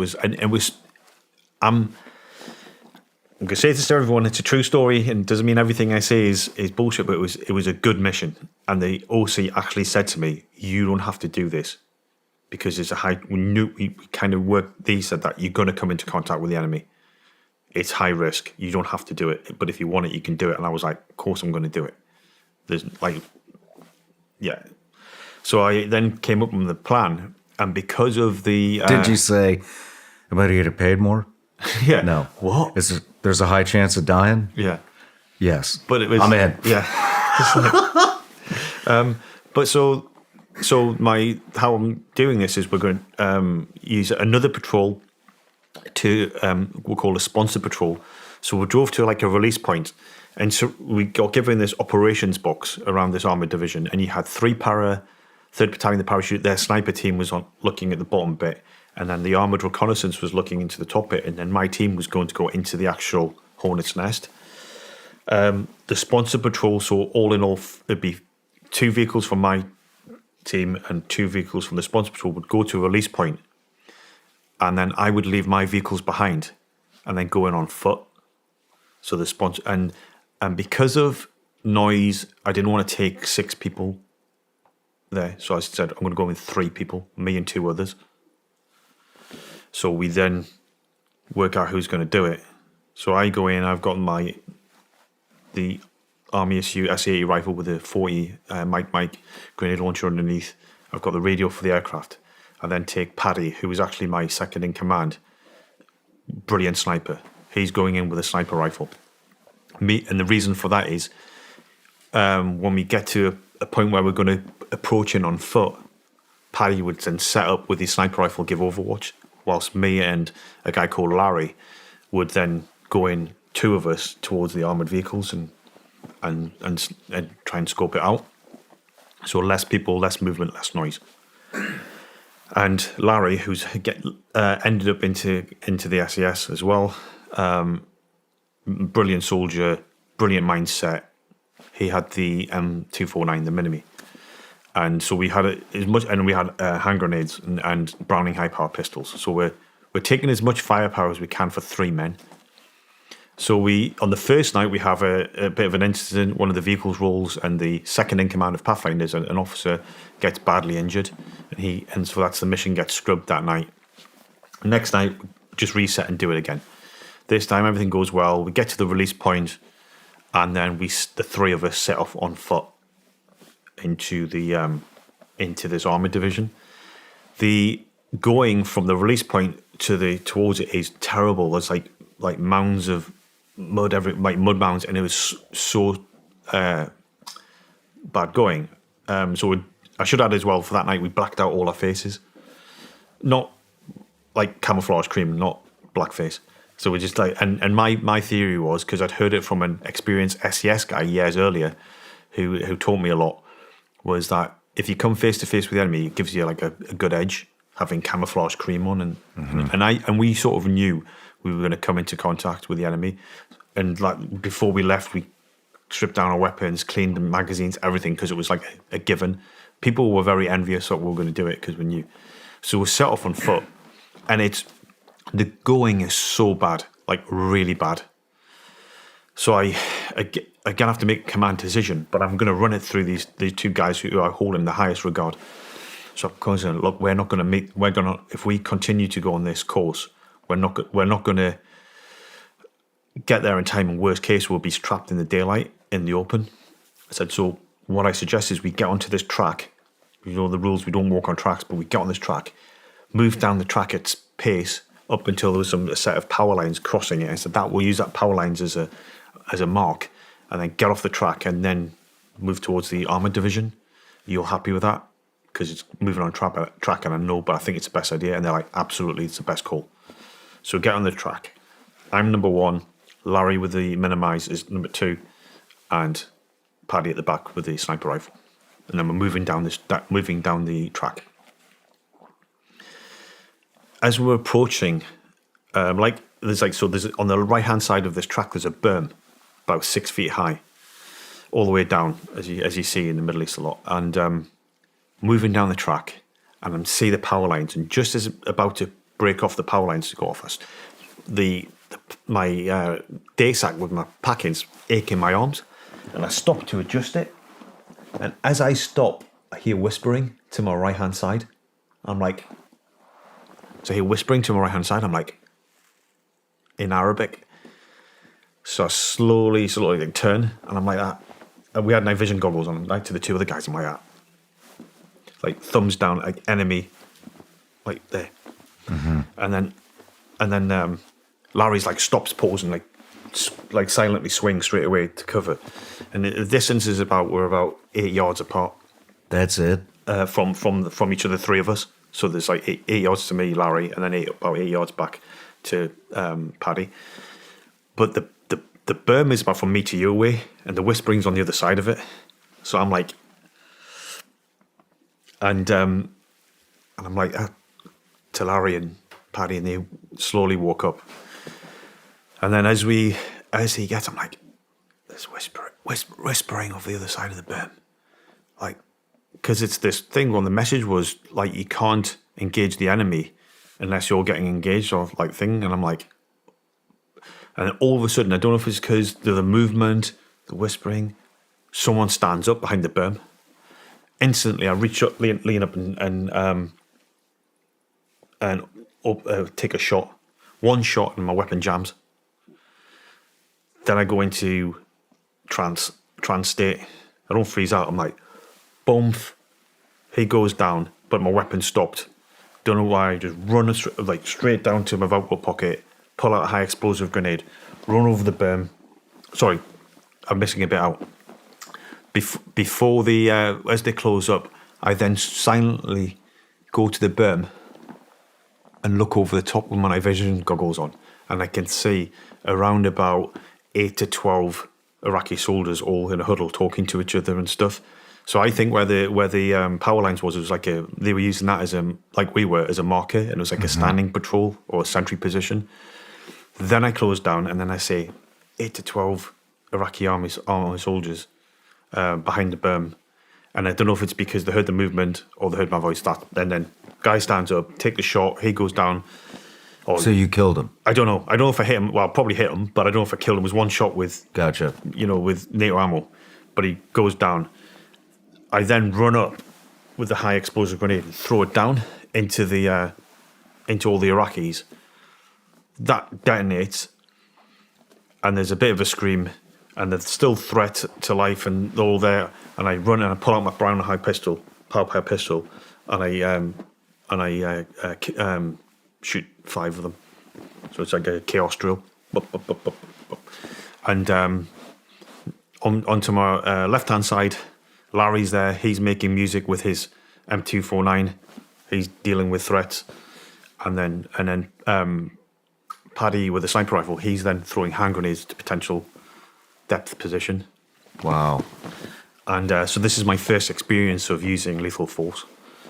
And there's a lot of takeaway points from this. So then I'm like, okay, let's go. And I'm like, let's go. I quickly clear that stoppage. What I think had happened is the cocking handle on a SA moves back and forth, and when I fired that first round, it caught on my loose black jacket, and then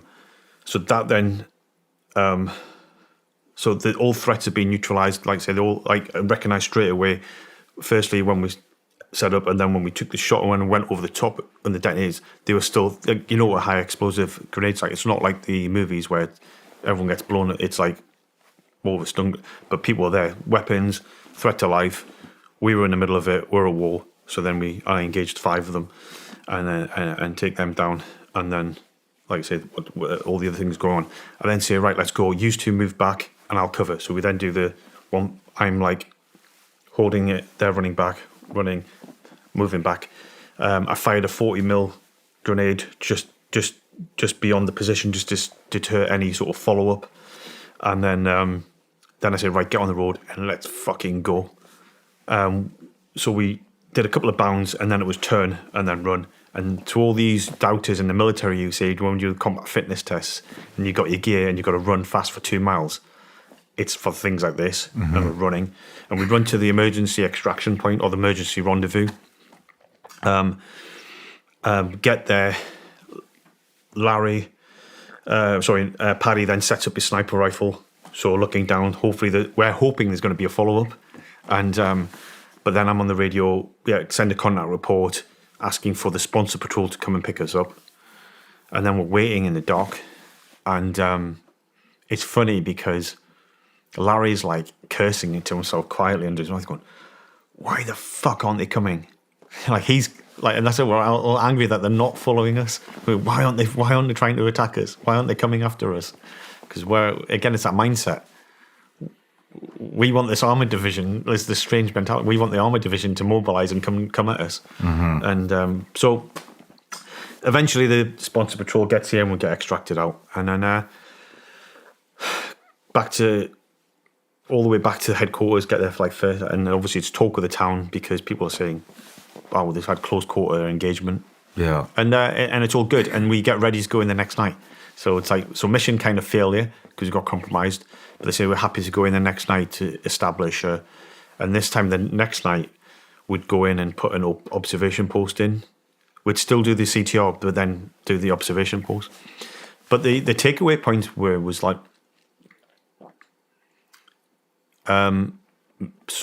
preparation.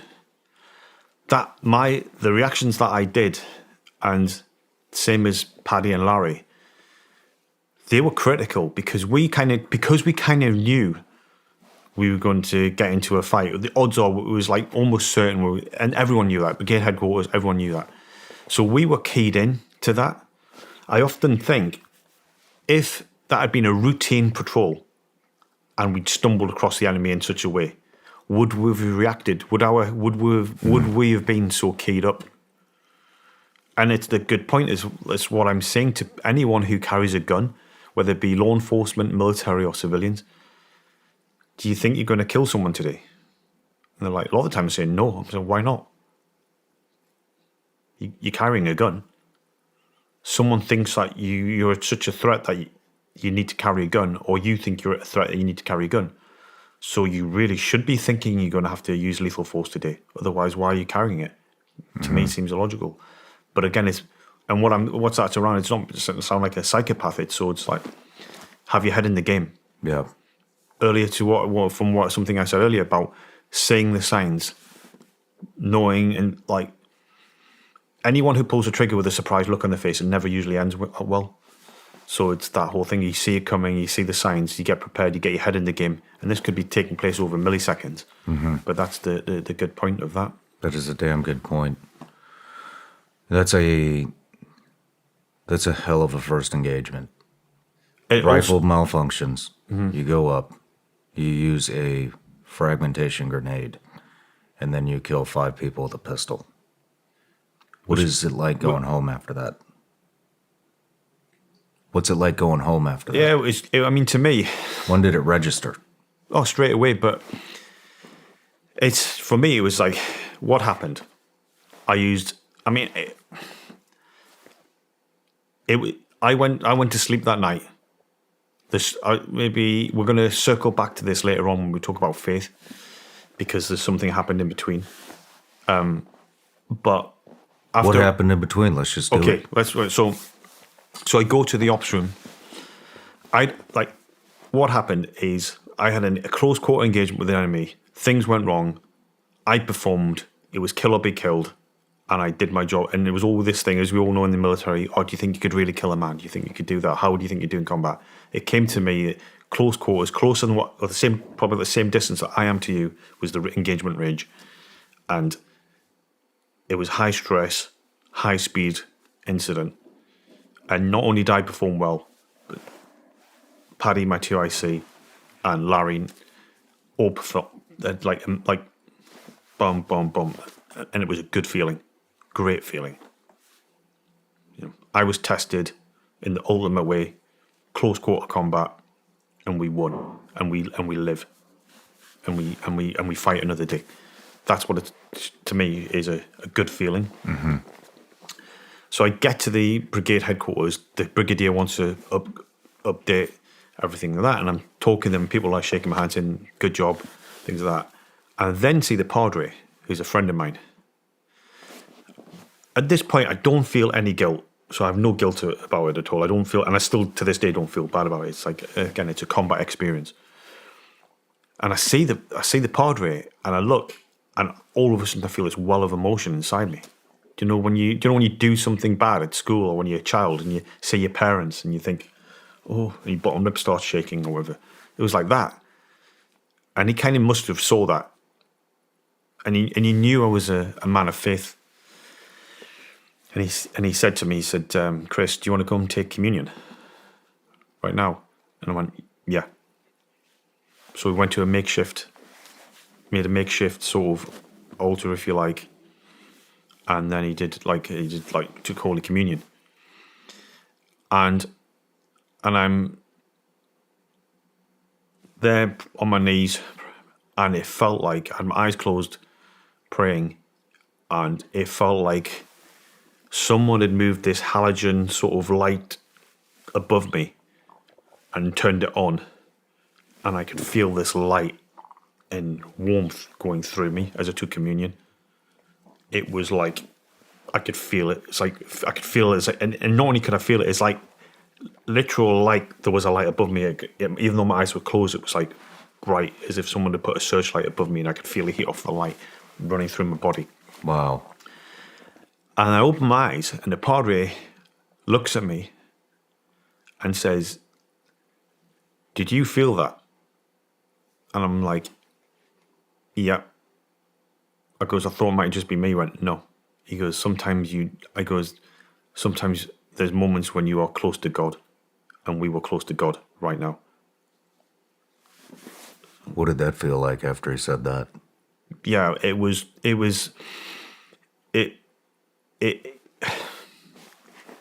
a bit of a punker's that thing, but it enlightened me. It felt like I had laser focus. It felt like I felt clean, if that makes sense. I felt like I could breathe. Do you know a bit like if you've been on a spa day or something? It was like walking out of a spa day. and then I went to, this is where it maybe gets a bit lowbrow. I then did a report, went to where my team was sleeping, got in my sleeping bag, zipped it up, and as I was falling to sleep, it was like I was a little boy who just had the best Christmas present ever. Because, as I said earlier, I'd been tested in combat, and my friends and I had all been tested. We all won. We won. We were put into the hornet's nest, face to face with the enemy, and we got out of there, and we did a good job. So it was like, yeah. Was that the first time in your life that you had really felt that close to God? Yes, it's one of Like he was right there. Yeah. So 2 first experiences within 24 hours. Probably within less than 24 hours, Yeah. correct? Well, within 4 hours. Within 4 4 or hours 5 of hours, each yeah, other, yeah. you had taken another man's life for the first time and felt the presence of God extremely close to you. Extremely close. I think I felt the presence of God before that. Do you think that's a coincidence? No. Why do you think that happened at that point in time? I think it's all part of every time I move away from faith, I get pulled back in. So. Let's take a break. Yeah. When I first started this whole podcasting thing, an online store was about as far from my mind as you can get. And now, most of you already know this, but I'm selling Vigilance Elite gummy bears online. We actually have an entire merch collection that's coming soon. And let me tell you, it is so easy because I'm using a platform that is extremely user-friendly, and that's Shopify. Shopify is the global commerce platform that helps you sell at every stage of your business. What I really like about Shopify is it prompts you all the things that you want to do with your web store, like connect your social media accounts, write blog posts, just have a blog in general. Shopify actually prompts you to do this. You want people to leave reviews under your items?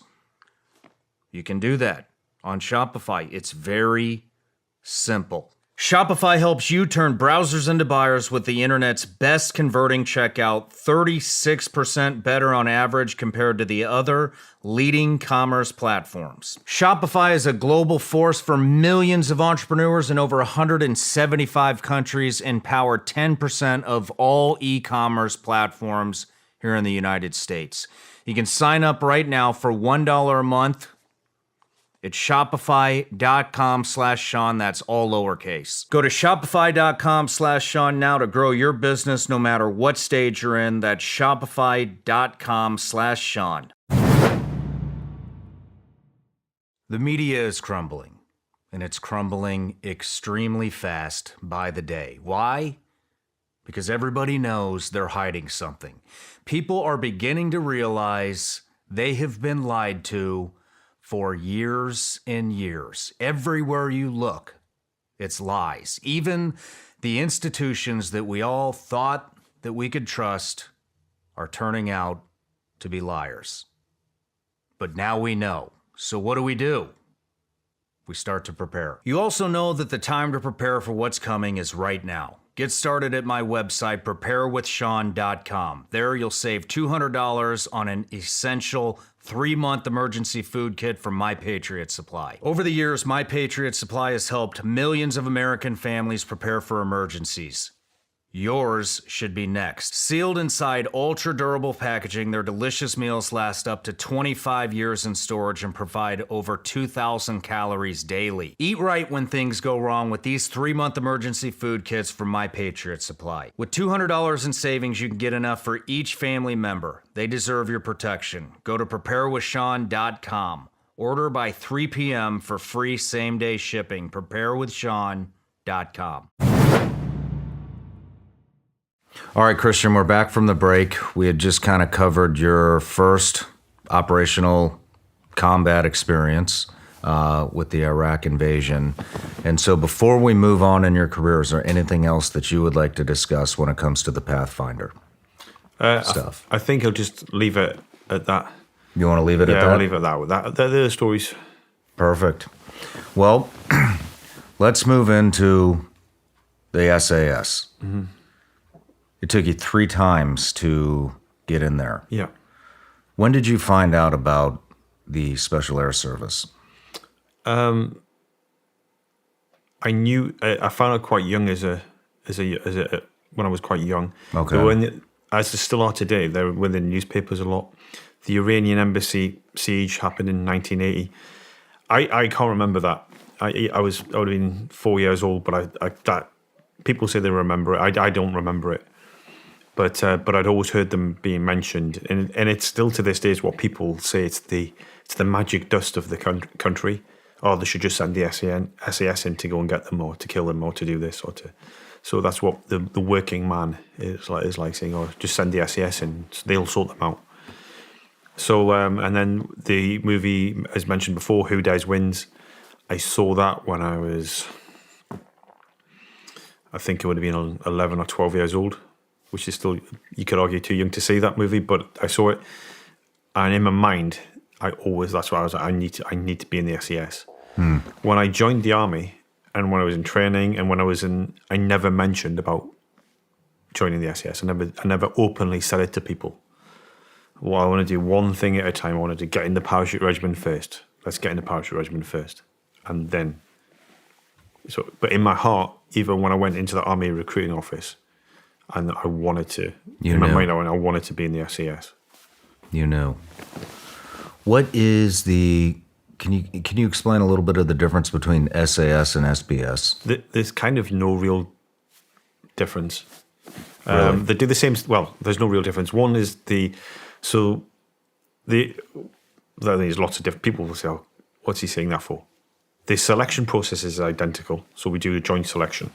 Okay, so you're mixed in. Yeah, so you do a joint selection, and that's and they're on paper they are the maritime tier 1 special forces element. Okay, So there's not one up here and one. They're equivalent. They're supposed to be the same. So. Roger that. Roger that.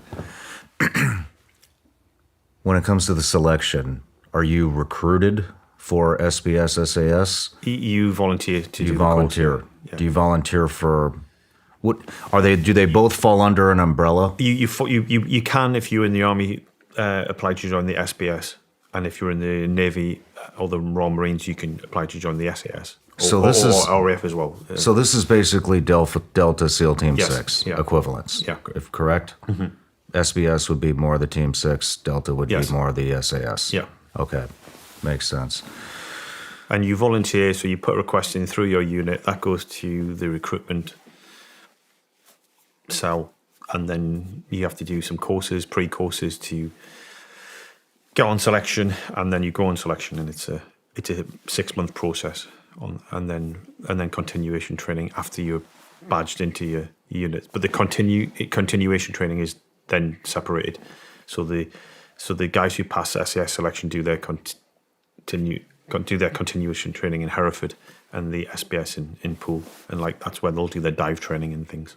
Okay. So, do you guys do dive training? No. No? All air stuff? It's just a mix. Oh, okay. Yeah. Gotcha. What are they looking, what do you think they're looking for when it comes to recruiting SAS guys? I think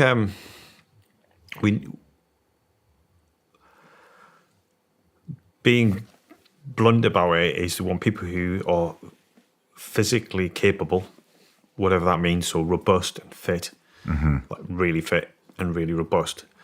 People, but more importantly, as selection continues, is you need to be able to assimilate information. And time is always precious. In theory, selection should be much longer, but we're sort of cramming a lot of stuff in and trying to test and evaluate. So we want people who can pick up, assimilate information quickly, get told something, put it into practice, and then do the next skill set. So and being able to work with other people is another key requirement. So that's kind of what they're looking for. Is there a certain type of disposition, attitude, demeanor that they're looking for? Not what they're looking for. I think people just fall into that category. What is it like? Do they have interviews before you go to the selection? They didn't when I was. You just throw your name in the hat, get approved, and you're in. Yeah. Well, yeah, and you do the course, yeah. Interesting. What would you say the culture is like? What is it like when you show up for selection? Are they welcoming? Do they treat you like shit? No, it's very quiet. It's just people.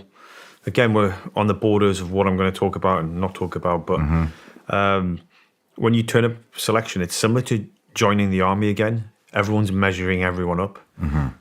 From the instructor point of view, they're not saying anything. They're not imposing anything. They don't need to. Strictly evaluation. It's just they're not like screaming, shouting, doing whatever. They're just they're part of they don't, like I say, the selection process. People know what they're getting into, but it's more of the, when 200 people or so, just short of 200 people turn up on day one, and you're looking around going, statistically about 6 to 12 people are going to graduate out of this. So you get about a 5% chance of making it. Sometimes it's bigger courses, sometimes it's smaller, but like pass. But you're looking around and you're thinking, who's going to pass? Am I going to be one of these? Is there someone else? And you're weighing it up and just getting the measure of people, I suppose. And then it starts. That's roughly a 5% success rate. I believe so. That's what it should be. How many people came out with you? Well, we had a quite a big course, so it must have been easy. So it's like, I think 18 graduated. 18 came out? Yeah. Nice. At what point do you figure out if you're going SAS or SBS? Beforehand. So you know what you're trying out for beforehand. Yeah. They don't put you into a box and say you would actually be better in the SBS, and that's you put in for service in the SS. That may have changed now. I'm not sure. I'm out of the loop somewhat. But, so what happens if they have a class where everybody wants to go SAS? That's it. And nobody wants to go SBS. Sometimes there's been courses where just one person has passed. No shit. Two people, I think, as well. And, so it's like, yeah. Interesting. Well, how do they fill billets? That could be a potential problem. I'm out of the loop now. So the big problem is we have a lot of people. I think people are leaving now because of the war on terror is finished. So there tends to be people leaving, and sometimes the more people are leaving than coming in. It's really interesting just to see. We're going to go off on a tangent here, so get ready. But it's really interesting to me to watch special operations, the tip of the spear, globally, just diminish and vanish into. I feel like it's going to vanish into nothing. The Canadian guys. Have you ever worked with them? The CANSOF. I've got some friends. Tier 1 guys. I mean, recruitment numbers way down. Completely demoralized the unit. I interviewed this guy, Dallas Alexander. I know Dallas. He's a friend of mine. No kidding. Yeah. You guys know each other? Yeah. Well, damn. I wanted to connect you, but so much for that. Yeah, we met up recently at the. We were supporting Frontline Healing Foundation, and he was playing his stuff. And that's the first time we met.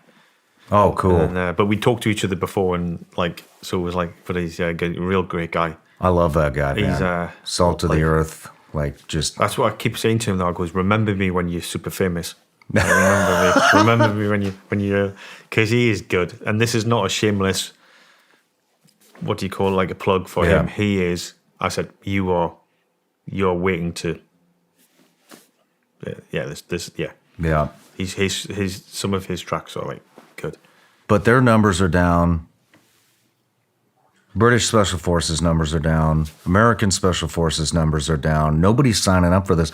I feel like the special operator is becoming obsolete. Do you feel like that? I feel like warfare is evolving, and the special operator is being phased out. I would say I think it's more of the ebb and flow of society and the military. And some things are popular, some things aren't popular, and it's just this. And I can't really speak on behalf of UK Special Forces because, like I say, I'm out the loop, so I don't know how their recruiting is and how their retention is. But I've heard it's not good, but that might be wrong. But it's this ebb and flow of, like, right now, they're not like 10 years ago that they were the pick of the litter. Mm-hmm. Now maybe like things are focusing elsewhere, or who knows. And like I say, it's just an ebb and flow, and it's usually if something happens to then, we need to make this a priority again. Yeah. So I think it's a real shame to just watch all the experience disappear, because when the next one, when the next war comes up, that experience, all of that experience will be gone because they've demoralized the units, plural. I think part of the problem with this, this is not focused to special forces, is when you have leadership who look to the political side of things and try and please their political masters, and like instead of like the focus of supporting the army, they're just looking for the next gig probably, and to be popular with their political masters, and so that's why all this corporate knowledge is just lost. Yeah, all these skill sets, they don't care because it's like a black mark. I was served in Iraq and Afghanistan, and people might say, "Oh, we don't talk about that. We don't want to know what you did." Yeah, we don't want to know that. And rather than saying, "Right, what did you actually learn? What was some of the points?" So we know now we've got a whole generation potentially of instructors who haven't done like FOB life. Like from this is speaking from a Green Army point of view.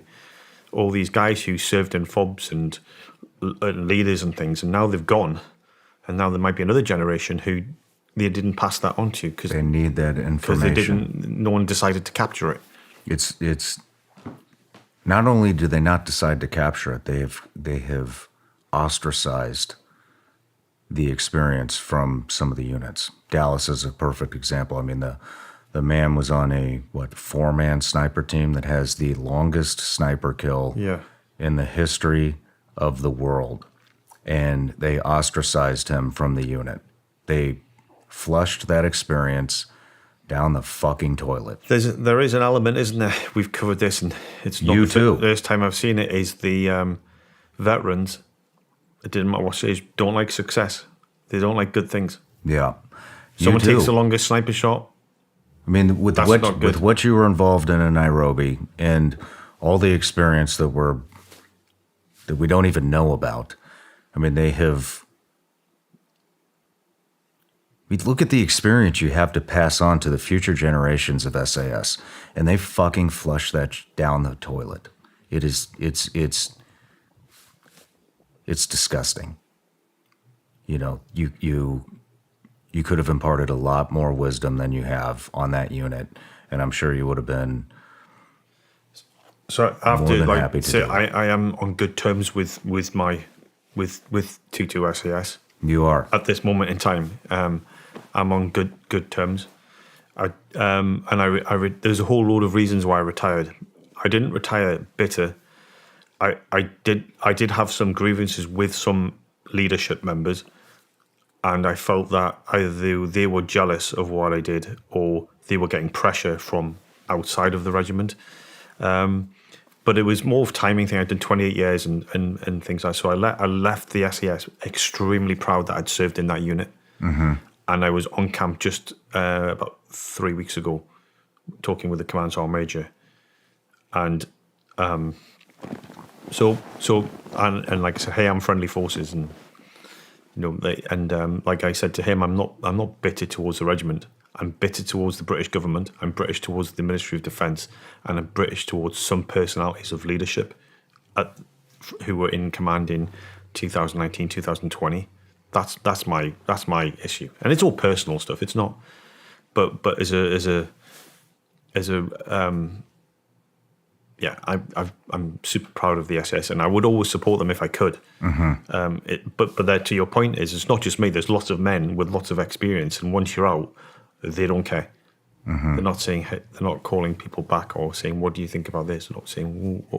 I mean, I get messages from operators saying, "Hey, I'm looking at this weapon scope. What do you think on it? We're looking about doing this sort of drill for hostage rescue. What do you think?" And I'm like, "All right, okay, well." Well, they did. And that's what comes back to you on the of support. Maybe we'll touch on it later, but that's one thing I'm extremely grateful for, is that I've had nothing but support from members and peers of the SAS, not just the guys I served with, but the older generation have all supported me. And now the future generation, they're coming up to me when they see me in Hereford and say, "You don't know who I am, but I'm in whatever squadron. You inspired me to join the SAS. Thanks." And the guys all send the regards and stuff. And it's not just about what I did that day. They're actually talking about social media, the potential book, which probably isn't going to come out, but the book that's been written. They say this is a story that needs to be told, and we'll touch on that in a bit anyway. But it's good to get support from your peers. Yeah. And Let's talk about the culture within that unit. Let's talk about the culture, what daily life is like as an SAS operator. So what do I mean by the culture? I mean, how are you received when you make it through selection and you get to your unit? Again, I kind of don't want to really talk much about this. Everyone's just driven and they're working towards whatever the mission at hand is. That's it. That's it. Yeah, that's what I'm going to say on that. Every squadron's different. Every team's different. The best way to round it all off is everyone in that, nearly everyone, are driven professionals working towards whatever mission is their focus. That's what it is across the board. Okay. Well, we will scoot past SAS into 15 January 2019, Nairobi, Kenya. 5 terrorists from Al-Shabaab, Somalia. It was a 19-hour gunfight standoff, evacuated approximately 700 civilians. There were 21 casualties, 28 wounded, 19 Kenyans, 1 American, 1 British. It was at the DusitD2 Luxury Hotel in 14 Riverside Plaza in Nairobi's affluent Westgate neighborhood. Let's talk about that day. So, how did that day start? So that day, just before we go into it, and people set up, the incident itself, people know about it. Am I going to talk about that incident? Not really. I'm going to talk around it, and I'm going to mention it, but I'm not going to talk about what I did and what happened that day, just so we're clear, just so people are aware of this. But it's a remarkable day and a remarkable story. And the day started in an unusual way. So I did my own little bit of training that morning, just by myself. And I was training out in a rural area. And didn't finish my day's training, or my morning's training. It was an early start. And I'm driving back to the city. I'm driving down the road, and as I pull onto what I would call the main, but it's just a dirt track leading into the city, I pull on. And on this dirt track, you sometimes see a Maasai tribesman walking down it. You sometimes see workmen who are working on the Chinese rail circuit in Kenya. But you don't really see many people on this dirt track, because to walk from where I pulled onto the road to the nearest village would probably take you a good 3 hours plus. And it's a dirt track. So as I pull onto this track, I'm kind of taken off guard, because I see this guy walking down the road, and he's dressed, a short black guy, rounded black guy, wearing a business suit, immaculate business suit and highly polished shoes. And then I do something strange. I do something that I shouldn't have done. Just common sense, nothing to do with drills, procedures. I stopped my vehicle, put the window down and say, hey buddy, do you want a lift? Something compelled me to pick him up, to say, do you want a lift? And why I did that, I would not have normally done that. But something compelled me to do that. So a big smile, and he runs over and gets into the car. Start driving off, and he's like, thank you so much for this. What's your name? I'm like, it's Chris. And he's like, tells me his name. And then he looks and says, how old are you? So I'm like 43. He goes, I'm 43. So when were you born? I said, September. He's like, I was born in September. What day were you born? And I said, 15th.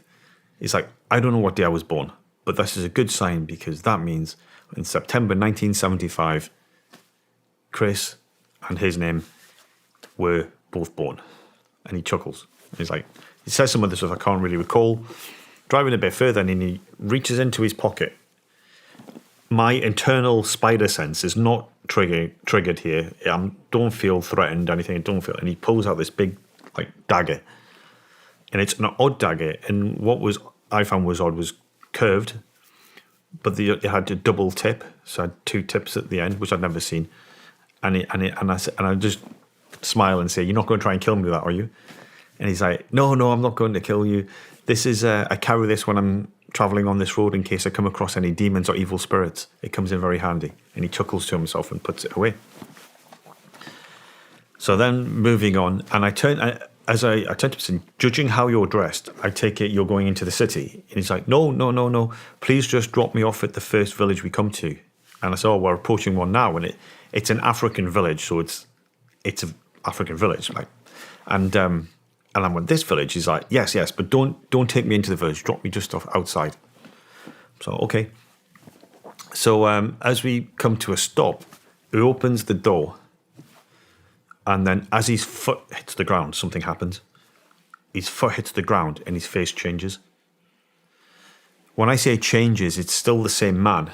But it's a bit like if I was, do you know when someone offends you and you pull their face like you're going from smiling, you'd be like all serious, like what?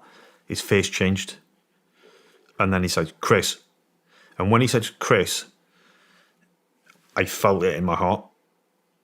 It wasn't loud, but it was loud. It was stern. It was like, it wasn't like he didn't shout Chris, but he could have. Like, and it's hard to explain. It wasn't loud, but it was loud. It wasn't loud, but it was deafening. It was like, Chris, may God bless you many times this day. And then like that, his face just snapped out of it. And he's like, thank you, thanks. Back in his normal voice, normal face. And he closed the door and I drove off. And I got about 150 yards down the road. I couldn't see him again. I think he might have just gone into a house or a hut or whatever. And I kind of thought that was odd. But 30 hours later, after the most remarkable day of my life, I came to think about it a lot more. What happened? Well, then, a few hours later, 5 terrorists attacked the DusitD2 Hotel complex. 5 hours there, so. But everything, not the strange thing, but traditionally I would see myself as unlucky. And if someone had said, this is going to happen on your watch, I'd normally say, well, I'm probably going to be on leave, somewhere else, not available, don't hear about it. But from the moment I dropped that man off, and he said, may God bless you many times this day, everything was perfect. I got my hair cut. I went and got my hair cut after that. Had a haircut. I then had lunch. I then got home, had a shower. And again, I'm not going to go into detail of the incident, but every second counted. And if anything then was off, everything was just perfect. And then not only perfect then, but everything else was just like, yeah. What were you doing when the incident kicked off? I just got out of the shower. How did you hear about it? A friend of mine who was in the complex called me and was like, Chris, there's a complex attack going on. I'm not armed. I'm laying low in my office. You got to come down here. So I'm on my way. I didn't know where it was. I'd never been there before. Put it in my sat-nav and went and responded. Now, from what I understand, you were told to stand down and not enter. No. That's not true. No. I didn't. No. The difference is I had no authority. So no one had told me to go and no one told me not to go. Did you feel compelled to go? Yeah. Did anybody go with you? Not initially. But that's, again, we're going into this grey area now of what I can say, can't say. But the bottom line is I turned up with a view to doing something else, and people were being murdered. And I heard it. I heard a woman, I heard gunfire, grenades going off. I asked, and I assumed that was people dealing with the terrorists. And I was like, hey, special forces in there, police in there. And the security guard, no one's there, no one's here yet, no one's in there. Around about that same time, I heard a woman scream, and then I heard gunfire, and that cut the scream off. And I realised that woman had just been murdered, or someone just been shot.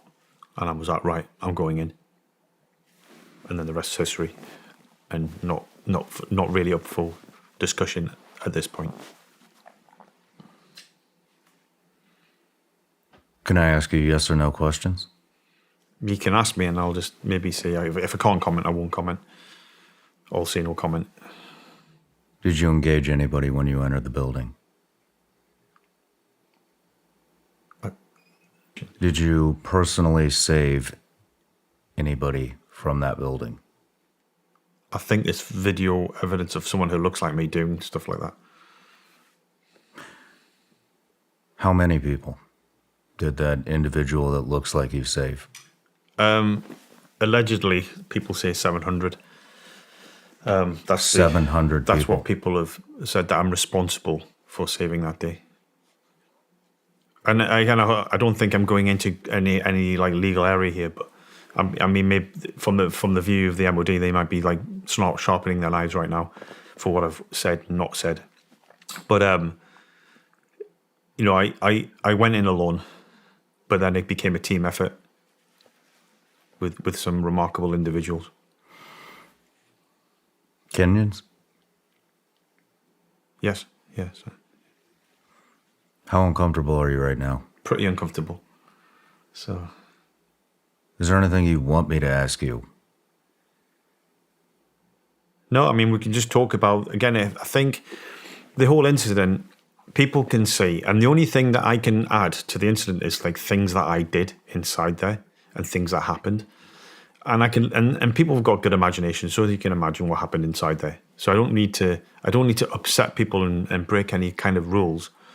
But that incident happened, and then it finished the next day, and I was there throughout. And I'm just not going to say about what I did exactly. People can probably work it out. But it was the most remarkable day of my life, and I've done close to 1,000 door kicking missions, and there's nothing was ever like that day. Nothing. And people talk about flow state. And whether it be training, I still do CQB today, and you still enter that flow state when you cross the threshold, whatever that be, whether it be skydiving, whether it be a CQB, whether it be some sort of sporting event. There's, when you get dialed in and you like it's on. That day I unlocked some sort of superpower on that day. When I crossed that threshold or whatever that point was, it felt like I could see further. I could hear things. I could move faster. I was stronger. My mental agility. I really unlocked this like flow state, which was like, I'd have similar incidents before my military career. But on that day, if you could bottle that, I keep meaning to talk to Red Bull. I'm in contact with Red Bull about flow state and things. Oh, that's what I haven't really talked much to them about. Just made the introduction. But if you could bottle that, or you could tap into that at will, then that's something that would change. As a warrior, you could do remarkable things, or sports, or an athlete, or whatever. But I thought I tapped into true flow state before that. But once that day, it was like, yeah. That's what it's like to be on fire, to be, when they say dialed in, yeah, I was working hard. What ended it? What ended the incident? When did you know it was finished? I suppose when all threats neutralized. So How long did that take? that was the whole incident ended the following morning. It was about 18 hours. Yeah, I think from suicide detonation to building clean and secure was about 18 hours. And then I went home for a cup of tea. Well, I didn't go home actually, but I did some bits and pieces, and then eventually I went home for a cup of tea. What did you do after the dust had settled, after the last threat was neutralized? I can't really talk about, well, again, that's still in the theory of what happened that day. Again, I don't know how. What was your emotional algorithm? Buzzing. There's something happened afterwards, and like I'm not going to talk about, and things happen, and then I go back home. So I get home in the afternoon, and Let's just talk about your emotions. I'm not asking about actions on objective. Yeah. No, I'm asking about what's going on up here. I'm like, how are you processing what just happened? I'm still like laser focused, sort of on high. And a friend of mine, the Padre, came out to see me a few days later, and he said you could feel it. You could feel it around you. You could feel this buzz off you still, days after the event, and you were like, yeah. You could feel this energy coming off you, and I didn't sleep well for days afterwards. It was still. Body's just processing, still running on adrenaline. And then the thing we're feeling is like dialed in. And then when I went home, went to the house, my house, and had a shower, put a kikoi on, which is like a sarong. When you say home, are you talking UK or are you talking... In Kenya, where I was living. And make a cup of tea, turn on the TV, I'm on the Sky News. My iTunes on shuffle. NXS starts playing a song that I'm a big fan of NXS, but never heard this song. It's called "Searching," and like lyrics is "I am searching, I am not alone," and stuff like that. And I'm just like, that's when it hits me. That's when I'm like, my eyes well up, and I'm like, what just happened? What just happened? Like it hadn't really sunk in, and then. For a few days after, I kept on bursting into tears, like bursting out crying. And anything wasn't triggered. It wasn't things that were triggering me. And I asked the doctor about this. I said, "Doctor, I keep on bursting into tears." I said, "But the strange thing is, I'm not being triggered. I'm not like hearing something or seeing something and it's triggering me. I feel fine. I feel absolutely fine." And then all of a sudden, without being able to control, I'm like start crying. I said, "What the hell's going on?" Because I feel fine. And he's like, this doctor was like, it's an adrenaline dump. He goes, you just pumped all this adrenaline. You've been through a traumatic experience, and this is like a release thing. And that was a strange thing. It wasn't like I say, it wasn't triggered. I didn't hear a sad song or I didn't see something. It was just like driving along, and all of a sudden, like what's this come from? It's like like a kind of diarrhea for crying. It was just like, oh no, I can't stop it, and then I just like start crying. And eventually it stopped. That was a interesting thing that I'd never experienced before. What was the thought process going through your head when you had noticed that you were on all of the news channels and that somebody had captured you entering that building? Yeah, and it didn't really sink in very well. It was just like, in some ways it still hasn't. You're in a trance. Yeah. Like in some ways I still feel that way. That did it really happen? I don't know. Yeah. Well, it did, obviously, but I do know. Do you keep in touch with anybody that was in that building? Yes. Yeah. Who is that? Millie. She's an American lady who is in a room there. She wrote the book Terrorist Attack Girl. So. And I keep in touch with some other people connected to the incident. What's it like to hear from the woman that wrote that book? I mean, yeah, I love Millie a bit. She's like, and her book is amazing. Terrorist Attack Girl. Again, not a shameless drop or whatever you call it, plug. Her book's really good. She suffered immensely after that incident, PTSD, and she's one of the most remarkable human beings I've ever met. Super intelligent, super motivated, super like brilliant, and she dealt with her PTSD, but not only dealt with it, then said, "How do I help other people with PTSD?" And her book's really interesting, really well written. It's a fascinating read. Do you guys discuss the incident often together? Not often, but when I first met her, I met her in DC in end of 2019, we just discuss things, and for her it was to put like, because she heard things that were going on, and I said that's because at that point I would have been doing this, and she went, that explains what that noise was and all this was happening, and because she was hiding in a room. And she had no idea what was going on, but she's hearing all these noises and things going on. So I helped her. She'd already dealt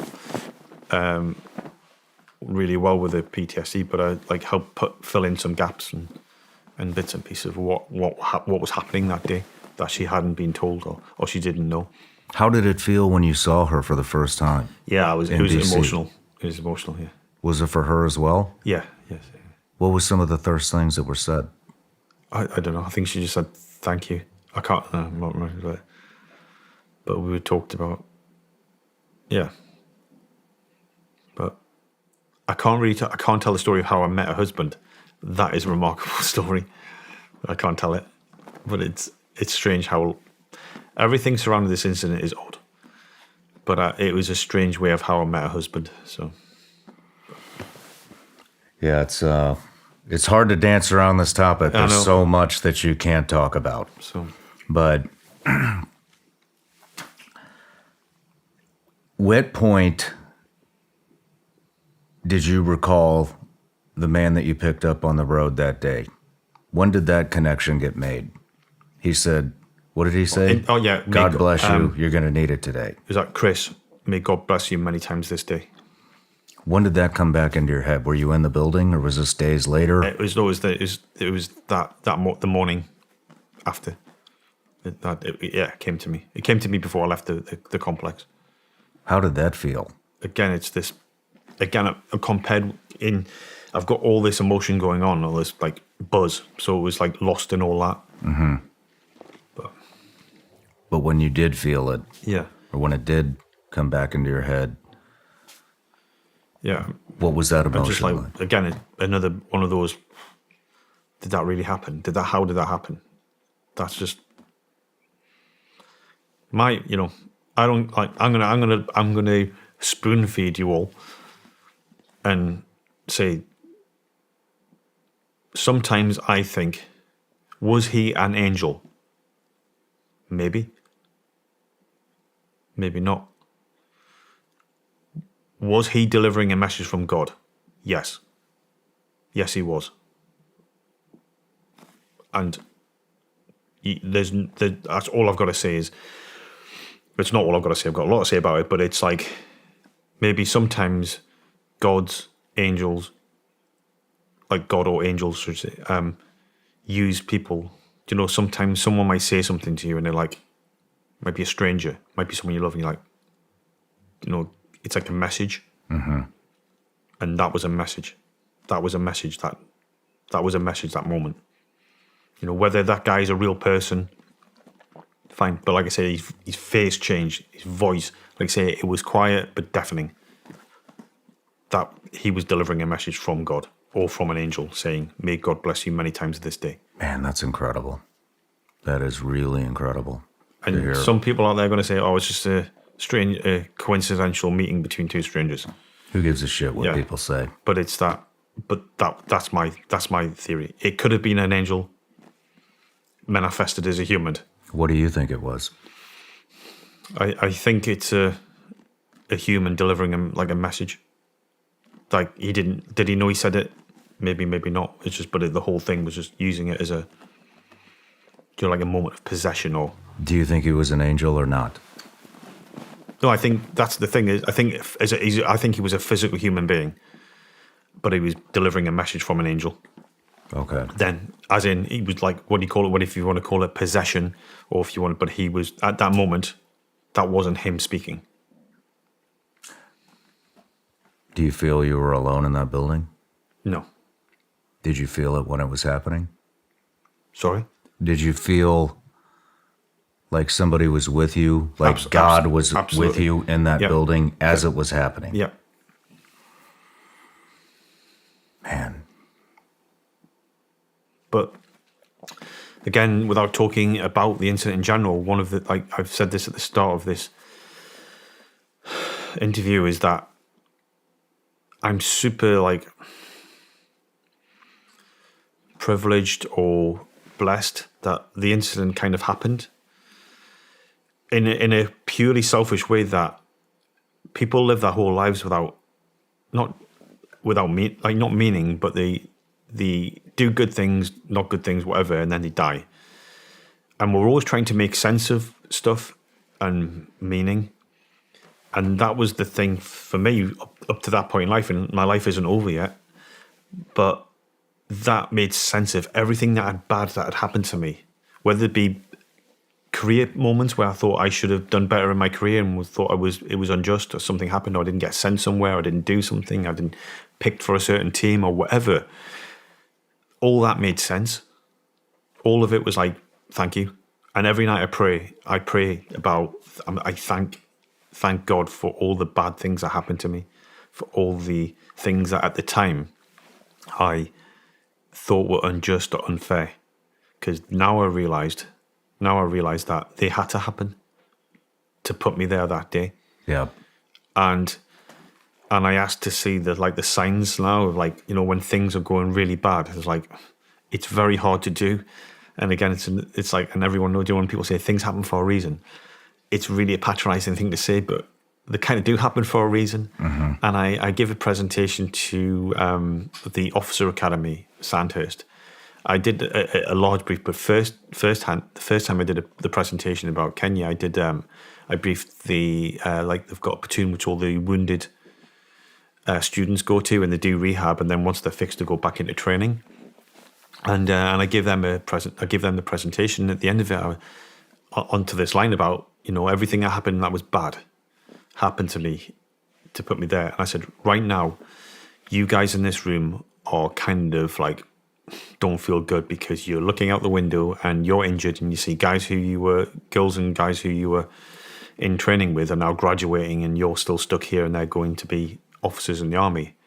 I said, but just remember this, right now in this audience, there may be the Chief of General Staff, the head of the Armed Forces. There could be the commander of the SAS. There could be the director of Special Forces sat in this audience right now. And the only reason why that's going to happen is because you were injured now. So remember that in the future when you're the head of the army. And that sort of hit home with some of them. Yeah. Where did you go after the incident? After you left Kenya? Where did you go? Did you go back to UK? Back to UK eventually. And how were you received? Yeah, it was amazing. It was amazing. And it still is today. My peers, everyone was like, and this is the odd thing, you know, people, if you don't know, in the military, normally, even if you do something good, even jokingly, they'll like give you a bad time. They'll be like, oh, I can't believe you were wearing Armani jeans, or you were doing this. And no, this was strange. This was like, everyone was like, even people who I respect for this, guy saying, I didn't see eye to eye with you in the past. You know, I don't want to say we're friends, but I'm proud to know you. And that was, to me, was like, yeah, that took balls to say that. The guy who said that was a good guy I was on selection with. I respect that. Say, yeah, I wasn't your friend. I didn't really like you, but I'm proud that I know you. And people sit still to this day, stopping cars, getting out, going, shaking my hand, and the oddest thing was it was the old guard guys who were in the SAS in the 80s, before the 80s and 90s, and I thought they'd be critical. And not only they're positive about you're a great ambassador for the SAS, what you did is the epitome of what the SAS is supposed to be about. They're saying that, and I'm like, and then they're adding in about social media. Yeah, my daughter, my son follows you on social media, and it's great what you do. We're really proud of you. Just keep doing it. Keep being a good ambassador for the regiment.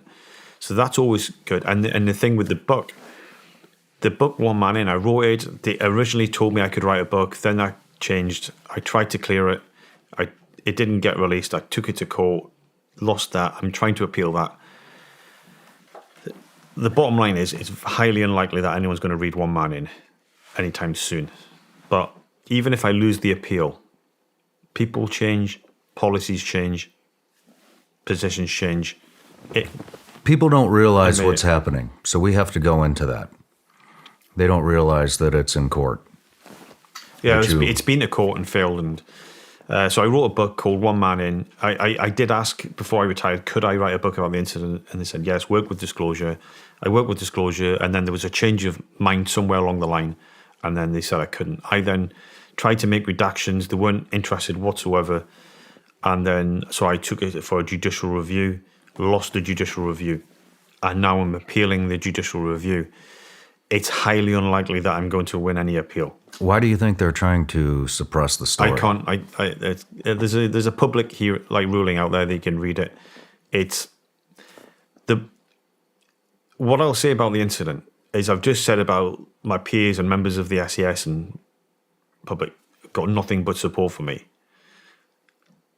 But in my opinion, there's a lot of people. The establishment did not like what I did that day. They did not like what I did. And is it personal towards Chris Craighead? Maybe, maybe not. But it's definitely personal to what Chris Craighead represents, which is one man, not showing no compromise, standing up to evil, taking on evil head on without permission, and putting everything on the line. And that's the nature of Special Forces operations, I thought, was it's a high-stakes game. I didn't just risk my life. Because if that had been a failure, I would have been the scapegoat. So I risked my physical life and my life in general. I risked everything. And I didn't want anything for it. People were being murdered and no one was doing anything. So I did something. And people don't like that. And here's the thing. So, from a good example is a senior member of the British military. I've said Christian Craighead is a bad example to young soldiers because his mutineer attitude promotes lawlessness in the military. And clearly that's someone said, I heard that from 5 different people, 5 independent sources, and I'm not going to pinpoint the exact person who said that because the 5 people who told me, they said 3 people said one person and 2 people said another. So, but they're similar jobs, so it was just a mix-up of abbreviations. But yeah, senior member of the British military. That's his view. I've also heard of people in the Foreign Office saying, "Oh, Chris Craighead, he shouldn't have done that thing in Kenya." There's lots of people in the Foreign Office who completely, really support me, in a big way. But there's also senior members of the Foreign Office saying he shouldn't have done that. He could have messed everything up. How's that? How could you have messed everything up? Yeah, because if I'd failed, it would have been potentially they could have said, "Well, it's all failed because of that man." So I would have been the scapegoat, and it would have looked bad for everyone else. But that's it. And these people, like these generals and these politicians and these other people who've never said, and no one's took me and said, "Thanks for what you did." Not one British high-ranking official. Not one British high-ranking official. I got a nice letter from a government official straight after the incident and a phone call, but he got his fingers wrapped for that. He's no longer a minister, or he is a minister, but he's not in Parliament. Or whatever. You saved 700 people that day, and they're treating you like you need to be punished. And it was what I want to say to people is, the last time I fucking checked, the motto of 22 SAS is, who dares wins, not who asks for permission wins. People need to remember that. But, yeah. But then President Trump, I had the extra privilege to meet the President of the United States of America.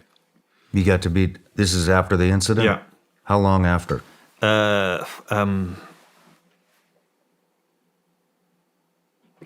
months after. 10 months. Yeah. Why were you here? So, so before we go into the meeting the President of the United States of America, there's a reason why I said the President of the United States of America is to everyone watching this. Can we just leave these, like, the personal, like, this was President Trump. It doesn't matter that it was President Trump. He was the President of the United States of America. I was a guy, a young boy who was dealt a hand in life, destined to fail, born in a council house, single parent at that time, in a poor area with no particularly good skill set. Yet, 43 years later, I'm in the White House. This is a good story. It's not a political message. It's my life story. It's a story of my life of me meeting the president. So now we're going to continue. Just for anyone who's going to get triggered. So yeah, I was going to. I was in the United States to brief a military unit about what I did in Africa, in Kenya. And a friend of mine, a friend of a friend, was like speaking to the Secret Service. The Secret Service was super keen to talk to me because they wanted to know about hotels and lessons that I learned and things that they could use. And so they said, could you, when you on your way to do this presentation, could you come and just give us some of our team leaders and some of our senior members want to talk to you and ask you some questions about the incident? And I said, yeah, absolutely. And then not long about a week or two before I'm supposed to go there, I get a phone call from the guy who's hosting me. And he said, have you ever been to the White House? I'm like, no. He goes, well, bring a suit, because once you talk to our guys, we'd love to take you to the White House and give you a tour of the White House and show you around. I'm like, oh, it's really nice. Look forward to it. That's that. So the day comes, I'm speaking to the Secret Service, and then we get changed. Meanwhile, in the White House, in the West Wing, Sheila Craighead is the director of photography, and she's got a finger on the pulse. She's connected to everyone, and she's the mover, and she's one of the movers and shakers in the West Wing. And she knows my story. I didn't know Sheila Craighead at that time, but she's been told by the Secret Service, this guy's coming, and da-da-da. So she then speaks to the Vice President's team and said, just so it's on your radar, there's this guy who, can remember that guy who did this thing? And they're like, yeah. Well, he's coming to the White House today, just so you know. And they went, okay. And then she speaks to the National Security Advisors people as well, just so you know. And they go, oh, that's good. They then speak to their respective bosses, and as we're en route into the White House, the Secret Service get a phone call and they say, oh, the Vice President, Mike Pence, wants to chat with Chris Craighead. And they're like, all right, you got to go and see the Vice President. So I'm like, okay. I haven't got my phone, so I can't ask for permission. Not that I would anyway. But so I then go and meet Mike Pence, see him, have a quick chat, and then carry on with the tour of the White House. Mike Pence, I believe, mentioned to the National Security Advisor, Ambassador Robert O'Brien, and says, hey, that guy, Chris Craighead, is in the White House. And the NSA is like, I definitely want to speak to him. So the Secret Service got a phone call again. You got to bring him back into the West Wing. Ambassador O'Brien wants to speak to him. So then they send me into Ambassador O'Brien. What a great guy. Super bright. But the great thing about Ambassador Robert O'Brien is not only is he bright, but he's super pleasant as well. So he's, again, I keep on saying laser focused. You loads, as a national security advisor should do. You was talking to me about situations going on. What do you think about this? What was your issue? We here, there, then. So I had a really good chat with him for about 45 minutes, which is some going for a man of who I am to speak to someone like that in the White House and the busy people. And then he's talking, and he's like, "Have you spoke to POTUS yet?" And I'm like, so that's the President of the United States. And I'm like, no. He goes, well, I know he wants to chat to you. Right, let's go. And I'm like, it's a whirlwind. This is like a whirlwind. So he stands up, come on, let's go. Out through the Secret Service, like, oh, Chris, this way. And he's like, no, Ambassador Brian, no, we're just going to see Portis. And they're like, all right, this is getting big. So then we move through, past the receptionist. And then they say, just wait in here. So I'm in this room, and they say, just wait here. And they go into another door, and I can hear voices inside. So inside now, there would be, basically that room is the president's private study. And I'm in this room just kicking my heels by myself. And as I said to you last night, I think I've got the dubious honour of being the only person who's been in the Oval Office who didn't know he was in the Oval Office. So, so I'm in the Oval Office and don't realise I'm in the Oval Office by myself. The door opens, I hear some talking and stuff, and then and in there is, and then I walk in and I'm met by President Trump.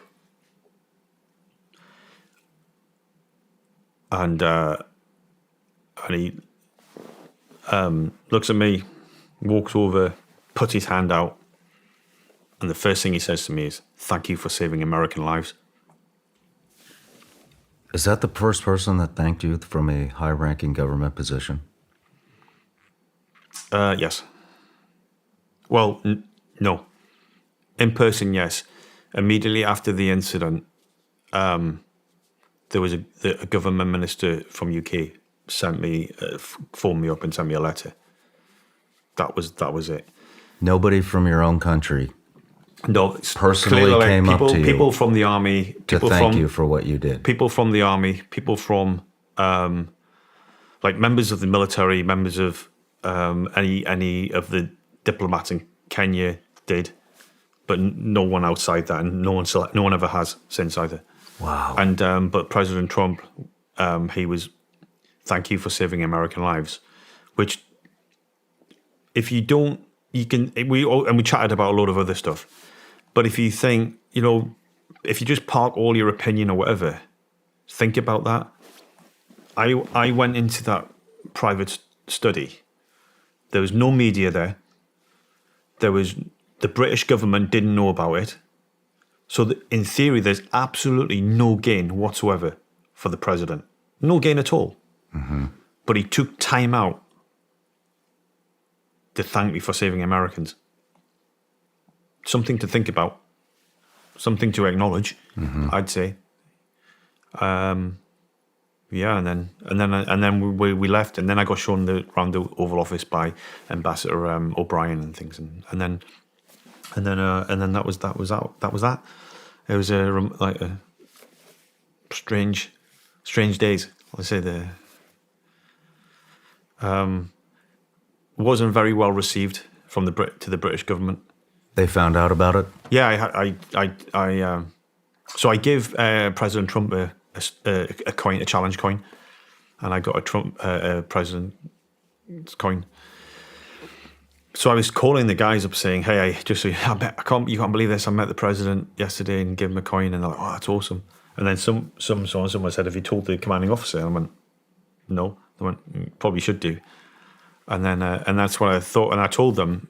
Basically, long story short, I told them, and all hell broke loose.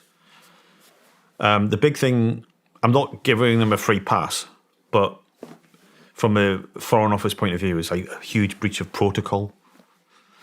My argument is, I didn't have any say in it, and I'm certainly not going to say, "Hey, the president wants to see you," and you go, "No, I've got to ask permission first."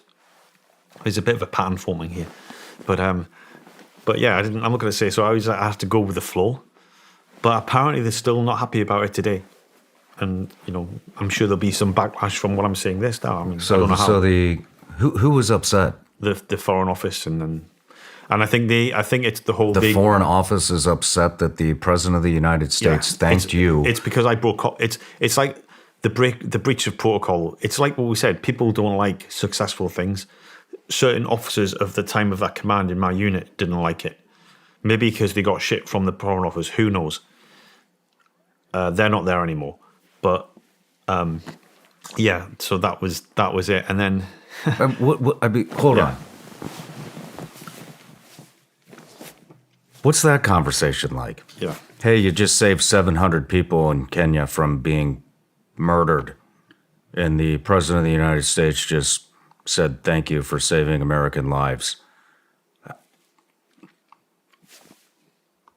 How do you turn that into a negative? But apparently, just so you know, Is that what they think about? Do they think that way about all Americans? This was the statement I make, and if anyone's watching, like I'm not going to obviously say who said it, but this was said to me over the phone when I was in America. Was you've undermined the SAS, the army, the government, and the country.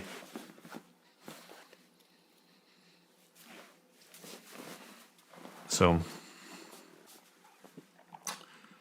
I can't even imagine the amount of rage that festered.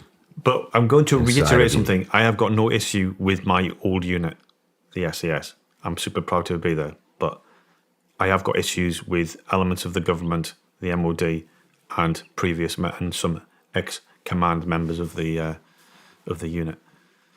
But that's and then it gets better or worse, and then this story will evolve into about a month later. Is I'm back in London, so I'm back in London. I'm still living in Hereford, and it's Christmas time, and this was kind of I think the final straw for where Chris Craighead sits in the British Army, but and like I say, I'm not bitter or anything. This is a good story. So I'm in London, get a phone call, withheld number. I think it's work. I'm like, hello. Yeah, this is the special assistant to the US ambassador to UK. He's on the line waiting to talk to you. Can you take a call?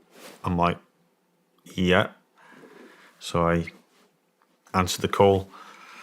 And he's like, hey, Chris, this is Woody Johnson. I've just been speaking to Portis about you. He says you're a good stand-up guy. I'd love to meet you for coffee. I know you're in London, so do you want to come and come round for a coffee? Like now, I'll hold all my meetings. I'm like, yes, Mr. Ambassador, I'm on my way. So I was like, okay. So I then went back to the shop I just walked out of and put my shopping behind and said, you couldn't do me a favour, I couldn't leave these here, I've got to do something. So I'm like, yeah. So getting a taxi. Felt like being in a movie. I'm getting a taxi, take me to the US Embassy. And it's like, and then we go to the, drive to the embassy. People are waiting for me straight up to the ambassador's office. And then there's Ambassador Woody Johnson. He's like, hey, great to meet you. And so we then have a chat, have a cup of coffee. Great guy, really interesting things to say, asking me questions. It's fun. I'm then about to leave, and he says, "Hey, I've got something to ask you." I'm like, okay. He goes, "I'm having drinks around my house tonight. I would love for you to come round." And I'm like, "Yeah, Miss Ambassador, I'm just in town doing some shopping. I'm wearing jeans, a turtleneck sweater." And a peacoat, so I look like an assassin. So I look like, and I look like, and I'm like, this is the only clothes I've got. And he goes, "No, it's my party. You just come. People will just be wearing suits anyway, so just come round. And it's my party." I'm like, well, I said, to be honest, Mr. Ambassador, when I saw President Trump, I got in a lot of hot water for this. So it's kind of going to happen again if I do it. He went, sort it out. Whatever you need my assistant to do, we'll make it happen. And so I'm like, okay. It then says, "Oh, there's one more thing. I'm like, I'd love for you to. Usually, I as the US representative, I say something to all the people here. I'd love for you to say something on behalf of Great Britain." And I'm like, so can you put together with my assistant a 3 to 5 minute presentation on what you did, why you did it, and what the special relationship means to you? I'm like, okay. So it's like, so then I phone work, speak to whoever, and they're like, yeah, you got to speak to the commander. Commander's like, yeah. He actually says, yeah, who does wins, go do it. Fine. So then speak to them. It's all set. So I feel a bit better that at least my unit know this time. And then, so then I go and get my shopping. This is about 4:30 in the afternoon, by the way, and this event is happening at 6:30. So in my mind, I'm putting together this presentation. I'm just like, so I then go to the Belstaff, get my gear, turn up at the ambassador's residence for my shopping, and they let me in.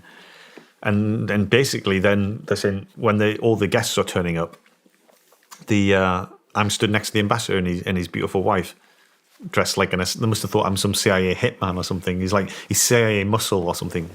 And then there was lots of like powerful people, including government ministers and such. Obviously, nothing's obvious, but I won't say any names or who was there. But it was when I looked at the guest list, I was like, okay, yeah, feeling pretty uncomfortable now. So it was the high society, and so then they're all there mingling. I'm sure it's about 150, 200 people. He's got, and they said the ambassador is going to give his bit. You then give your bit, and then kind of if you want, like raise your glass and take a drink and stuff like that. Okay.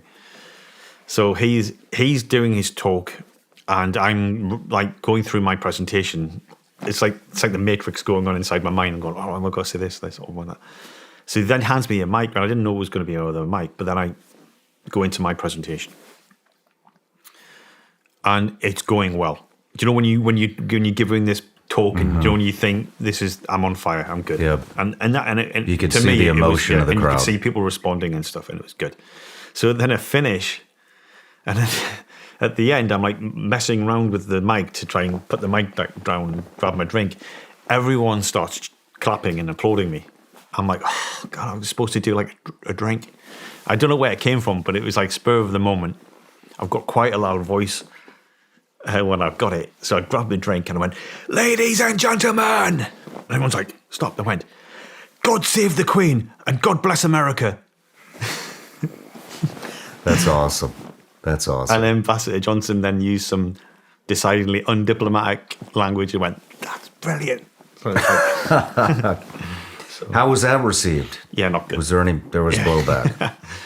I didn't hear anything firsthand. When I told the commander of my unit, he seemed to be pleased and things, but from insiders in the headquarters, they were saying that the normal point was, who does he think he is? And then a friend of mine who was working there, he apparently said, well, what do you think he was going to do? Tell him he wasn't going to do it. But it was. I'm glad it happened. But I think it was the straw that broke the camel's back. Man. With and then like I said, that was a point in my life when I was like a few months after that. I felt like I wasn't going to be in a position to give anything back to the army and my unit. So I was like, I asked if I could write a book about it. They said yes.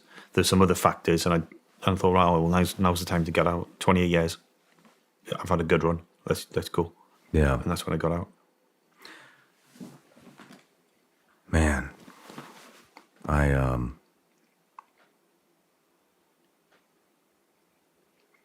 What? I'm sorry your country is not giving you the credit that you deserve. That is, what a shame.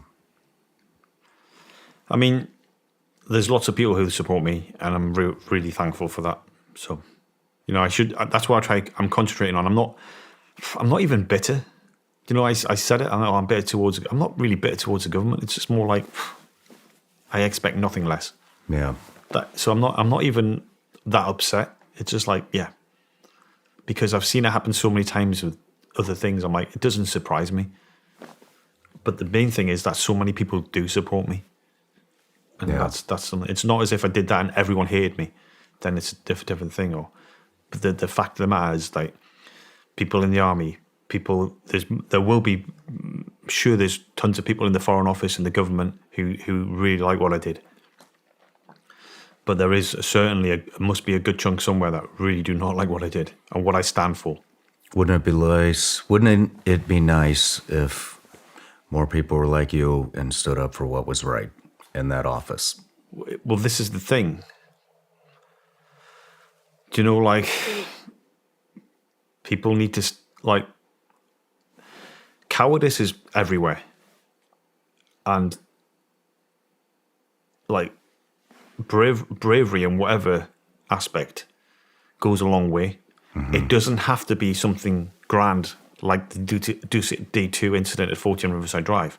It can just be could be voicing your opinion when someone's bad-mouthing someone else. Yeah. Just standing up and saying, actually, I think you're out of line. He's a good guy, instead of just keeping quiet. It's that line of, like, no decision is always his decision. So, and it's the same thing of, like, people saying, oh, well, I would have done this, or I would have done it. If I'd been there, I would have done that. Or would you? Yeah. I don't think you would. When people say, oh, I would have, if I was in Uvalde, I would have done this. You weren't there. So maybe you should just hold your mouth. Yes, there's some people who I think are going to stand before God for what the decisions they made that day. But there's other people who are just following orders. And if someone had called me on in Kenya and said, do not, whatever you do not go in there, there's a probable chance I probably wouldn't have went in because I'm in the military. Maybe I would have ignored it. But I probably wouldn't have. But here's the thing. Last year, it might be in the year before, though all the years nowadays seem to roll into one, I stopped a girl from being kidnapped. You stopped a girl from being kidnapped? Yeah. Where? Because in Hereford, at 6:30 in the evening, a girl's trying to get bundled into a car and no one's stopping. Everyone's walking past. And I'm like, so I'm walking down the road. I can hear this girl screaming, help, help, help. I'm like looking across. Yeah, I'm like about 100 yards from her on the other side of the road, and I'm looking across. She's outside a pub, like a busy public house. So straight away in my thought, I'm thinking, well, she's probably drunk, and they're probably just trying to get her in the car, and it's not like it's just a reluctant, you got to go home. No, I'm all right. So I thought I'll give them the benefit. People are walking past, or people driving, help. As I get close, I say there's two people trying to load her into a car. They're trying to get her into a car, and she's like pushing back off it, and they're trying, like, got her either side. They're trying to push. She's fine. Help, help. As I get kind of level with her, she then something changes. It was like, somebody please help me, but it was the tone, the frequency. Uh-huh. That sort of got me, and I was like, and then as I level with me, there was a woman with two kids. And she was like, why is no one helping? And I went, have you seen what's gone on there? Have you seen what's going on? She went, no, but no one's helping. No one's doing anything. And she had two young boys. And I'm like, or two young children. And I was like, okay, call the police. I goes, do me a favor, call the police. So I start walking across the road. It's quite a large, like, wide road. And I start walking towards the car. I then break into, like, a canter. And, like, moving towards. And the guy gets out, the driver gets out the car. Aggressively gets out the car, and he's like looking. He like gets out, and I'm like, and I'm doing this run towards him, like this canter, and I put my arms out to the side like this, and I don't say anything vocally, but I am saying something without words, and what I'm saying to him is, buddy, I don't want any trouble, but I'm about to fuck you up if you want. And he registers that, because he's like, then he shouts, oh, she owes me money. And gets in the car, and he like shouts at the two, and the other two, one of them whacks her on the head. They get in the car and drive speed off. And I'm like to the woman, are you all right? Are you all right? And she went, leave me alone. And she like staggers away. At the same time, a police van is coming down, not responding to this call. And I wave them down, and there's a female police officer inside, and I said, hey, just so you know, someone's just trying to be kidnapped. And then this woman with the kids runs up behind me and says, this man's a hero. I'm like, and I said, yeah, and I give them like an update, and she takes notes. And then that's the last I've heard of it. So, man. So I don't know what happened, but I don't know whether the police followed up and didn't follow up with me. I don't know if it's ongoing. I don't know whatever. But the moral of this story is, I even if you do something is, I didn't do anything. The only thing I did, I didn't even open my mouth. I just crossed the road and confronted someone with non-verbal communication. You made yourself available. And that was enough to potentially save someone's life. Because who knows what they're going to do to her? They're bundling a 20-something woman into a car. Nothing good was going to happen there. If they're willing to use physical force to get someone in the car, they're not going to take her away and just have a chat with her and make her pay money. They're going to do shit. We know that. And if you think otherwise, you're living in a different planet. Yeah. But all I did was something, and no matter how small it is, something that's enough to make a big change. Yep. And people still, there's this decision paralysis. There's lots of people, I think now, if you had a group of guys, a group of people, doesn't matter what they do, you tell them to go and run into a burning building and save people. Most people will do that if you tell them to, if you order them to. We're at this state in society now where people are scared, but they're not scared of physical damage or death. They're scared of the consequences of their action. And it's causing this decision paralysis where people don't want to be the one to make the call. Mm-hmm. And whilst they're doing that, people are dying. Because every second counts. I'm glad you brought that up. It is sad what's happening. I don't even know who they are. Yeah. But they are demoralizing society from doing the right thing. And even the little things, if someone could collapse. And now where some people would straight away go to work, what's going on? Other people just be like, oh, I don't want to get involved in case I get taken to court because if he dies on, like, because I'm giving CPR and he dies, I'm like, why are you even thinking that? Yeah. Should just be boom. What can I do? When I did what I did that day, I didn't think, right, what if this happens? I was just like, got to do the right thing. Boom, I'm in. Not, well, maybe I haven't got permission, and maybe I'll wait outside to get permission, maybe I'll do that. I didn't, I just went for it. I'd like to think other people would do that. Sadly, I think lots of people, the majority, wouldn't do that. Well, there's no videos of anybody else entering that building. People did make themselves available. You know what I mean? Yeah. Yeah. There's not very many people that would do it. But, and that's sad. And that's the message. Here I am, send me. Let's go for it. You're it. Sometimes, I've said this before, you know, when everything's collapsing around you, and you might not be a super duper tier 1 special forces operator, but you're it. No one else is going to protect your family. No one else is going to do what needs to be done. And you've got to think, I guess I've got to do it. And then who dares wins. Maybe you're going to fail and die and suffer the consequences, but maybe you're going to win and save a lot of lives. That's what people need to think and be aware of. Those of you that have been around SRS for a while know that we take mental health very seriously here. So seriously that in almost every episode, you'll find a segment where we discuss how to improve your mental health. And part of improving your mental health is keeping your mind sharp. And part of keeping your mind sharp is giving it the fuel that it needs to balance energy, focus, cognition, and just regenerating your brain. That triggered me to go on a journey to find the supplement that supports brain health with the cleanest of ingredients on the planet. And I found it.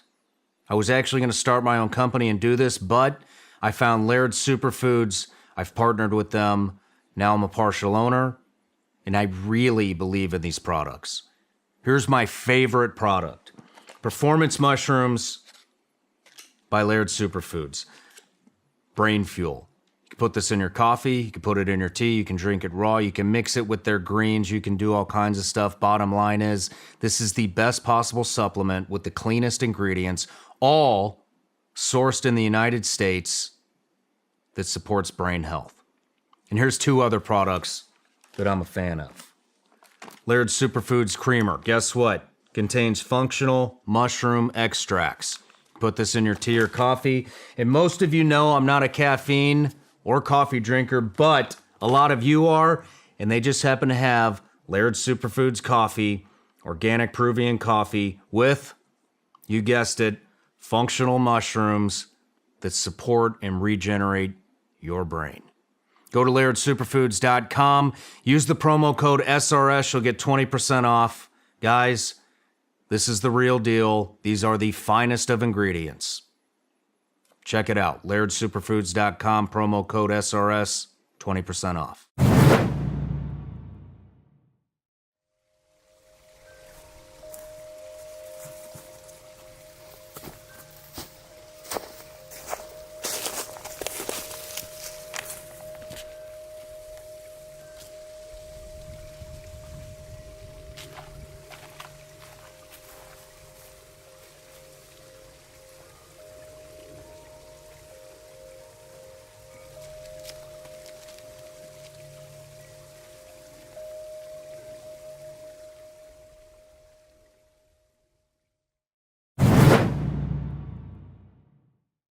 All right, Christian, we're back from the break. We can ease the tension a little bit. We don't have to dance around anything anymore. But I want to get into some of the stuff that you're doing now. So I know you wrote one book, which may or may not ever be released, but I love the children's book that you wrote, The Wrong Wolf. The messaging in there is fantastic. It's a great story for kids. And where did the inspiration for that come from? Well, the story The Wrong Wolf never lived in my mind. Never thought about the story as it is. It didn't occupy any space in my mind. Never thought about writing a children's book. Full stop. Not once. The only thing similar to it, I was talking to a friend of mine from a similar unit in the US military, and we were talking about the wolves and sheepdogs, and one of the points that we came up with was that sheepdogs don't kill wolves to scare wolves away. The only thing that can kill a wolf is a wolf. And that's kind of what, like, you could say is like what I am, maybe set up to be a criminal or from a bad area, and like life was setting me up to be that, but I actually became a sheepdog wolf, like a wolf turned sheepdog. And I think special operations are full of those sorts of people. It's not the majority of people in there. So that was the only like connection in my mind, and so I'm listening to your podcast in the gym, when you're talking to Jim Caviezel. That one's gone now. And I'm listening to that in the gym, and I'm working out, and I think you say, "Oh, we need more sheepdogs." Jim Caviezel chips in and says, "We need more converted wolves. That's what we need." And like a data transmission, that story, the story of the one wolf, just came into my mind. Bang, like the story, and it wasn't. I'd never ever thought about writing a children's book, ever. Bang, the story just comes in my mind. Not just the story, but the pictures. The whole idea, the whole thing. And it's not just, oh, I'll do that. It was like, stop me in my tracks kind of thing. It was like, and I just stopped working out, got in the car, got back to where I was living, and started writing down notes, like a rough idea. Picked up the phone to Matt Klein, is a good friend of mine, ex-US Army, ex-NYPD, great artist. Phoned him up. He'd already published a children's book with his wife, and this is a thing. I didn't even think about it. It was just like, oh, I need to do a children's book. So it came to me like weird. It's so weird, and I'm like, dude, I've had this idea for a children's story. Could you do some pictures? And I goes, I want to do it. I goes, I feel like I need to do it right now. And he's like, yeah, I'm about to go on holiday, but I can try and get it all in. How many pictures? And I'd worked it out, and I said, it's going to be about 30 pictures, but I'll let you know tomorrow. By the next day, all the pictures in that book, I knew what they were. and they've never changed since. So like less than 24 hours of having this idea. Picture number 1. Pack of wolves in the mountains howling at the wolves. That's what I sent to him. Picture 2, etc., etc. So all of it was just. So part of me feels like I didn't even write it. It was like just given to me. Wow. And get it out there. So, and it's a great story, and I hope when people I thank you to everyone who's pre-ordered it or who did pre-order it, and I just kind of hope and I think that people are going to buy it out of support of me, and then speak to people who don't know who I am and say, hey, by the way, you might want to buy your kids this book because it's a great message, and it's a good story that lots of people, I think, can identify with. Mm-hmm. So it's a metaphorical story. People who know the story of Kenya could say there's elements of the book are from Kenya, maybe. Is there elements of the book that are from my army career? Definitely. Is there elements of the book from my childhood? Yes. But it's not exclusive to me, because I think most people will look in that book and they'll be able to put themselves in pages of this book as well. What? How do you summarize that story? I'll tell you how I summarize it. I thought it was fantastic. It is about a wolf that doesn't belong, who tries to fit into a new tribe and has to prove himself. He proves himself by standing up and doing the right thing. Yeah.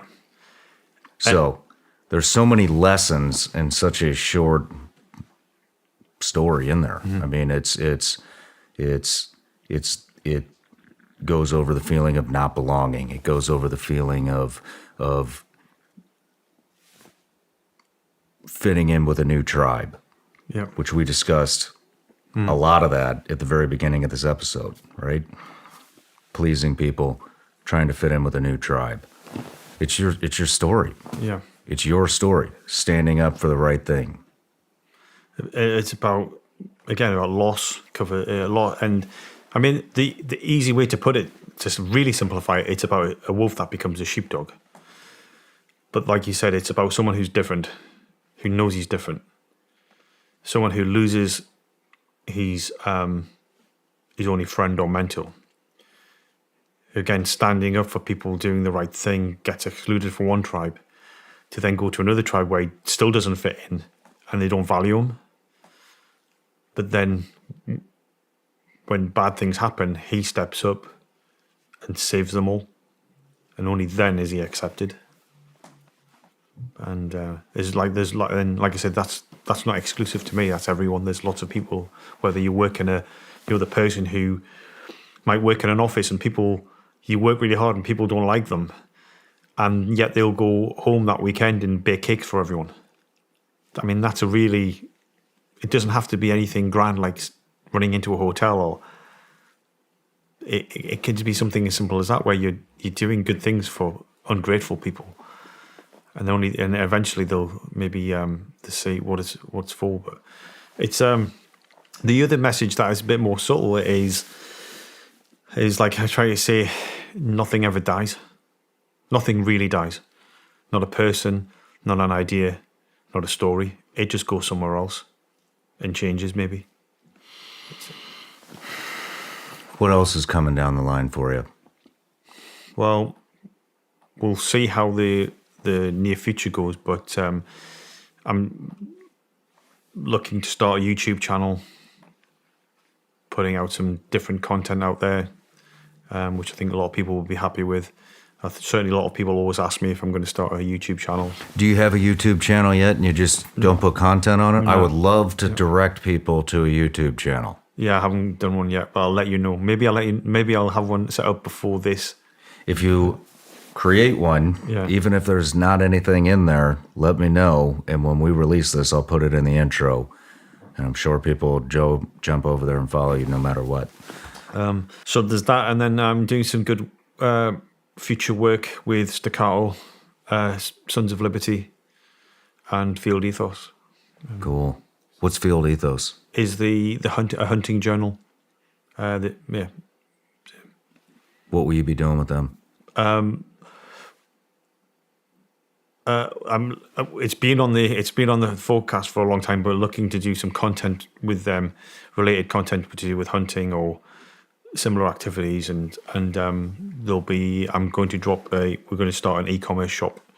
The name to be confirmed of the website shop, but we're going to be releasing official Chris Craighead merch and bits and pieces. That's awesome. And collaborations will feature on there and things like that. What are some... So this is going to be hard for you, but what are some things that you need to be successful? You have a audience of over 2 million people. Yeah, I just think, what do I need to be successful? What are you looking for? Throw it out in the world. You never know what's going to come back at you. I'm open to a lot of things, and I think a lot of people don't approach me because they either think I've got everything tied up or that I'm already signed up. I'm kind of a free spirit, so I'm looking for people to, people from whether it be whatever industry say, hey, I want to work with you, then reach out to me. Good. To me through Instagram. Do you hear that, everybody? He's a free agent. So he's looking for people to make connections. He's looking for people to help him build a business. And there's a lot of people that watch this show that can help you do that, and I hope they come your way.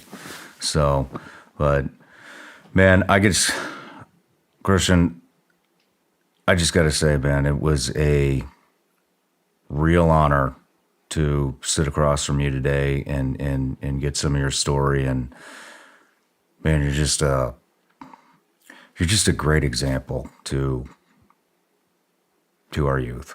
Thank you.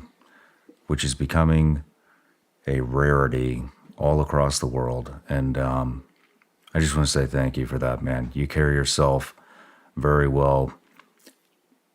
You carry a lot of respect. You're a great example. And man, I'm just happy you're here. Thanks very much. Thanks. I really am. And before we go, I need 3 recommendations of who you would like to see on this show.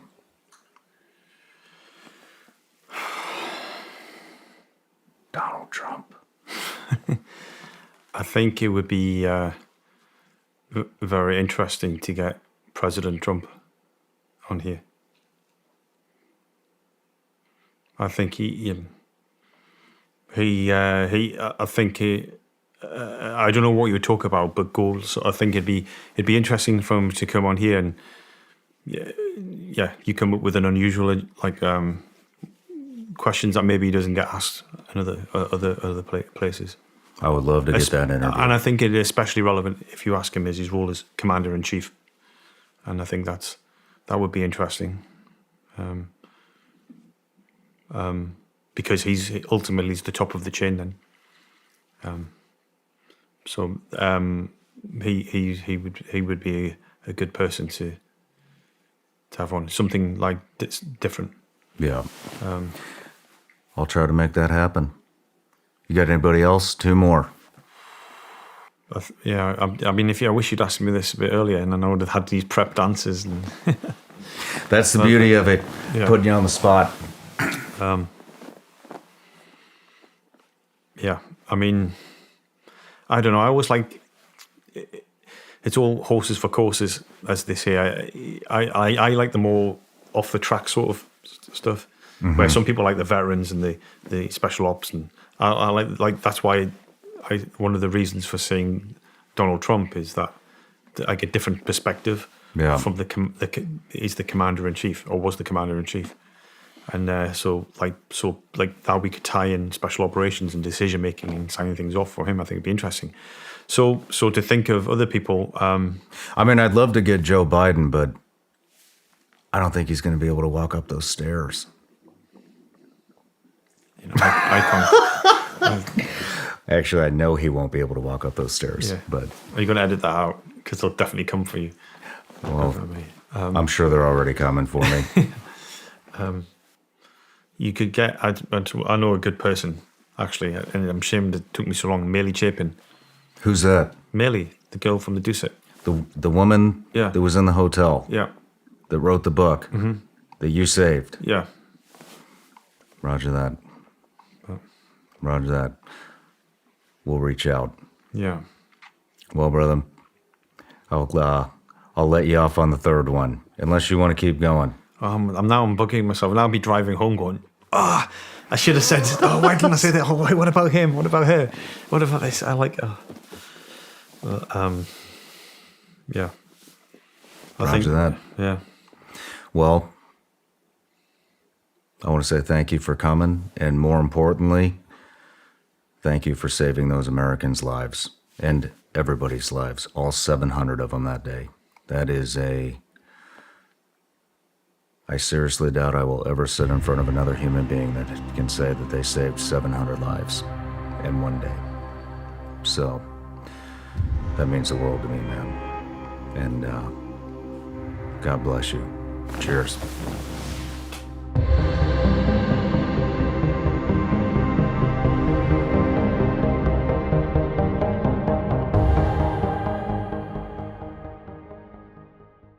Hey everybody, I'm Shawn Ryan. Click here to subscribe to the Shawn Ryan Show YouTube channel for the hottest and most compelling interviews that you will not see anywhere else. I've also made a playlist of all the previous SRS episodes so they're easy to find. You can find that right here.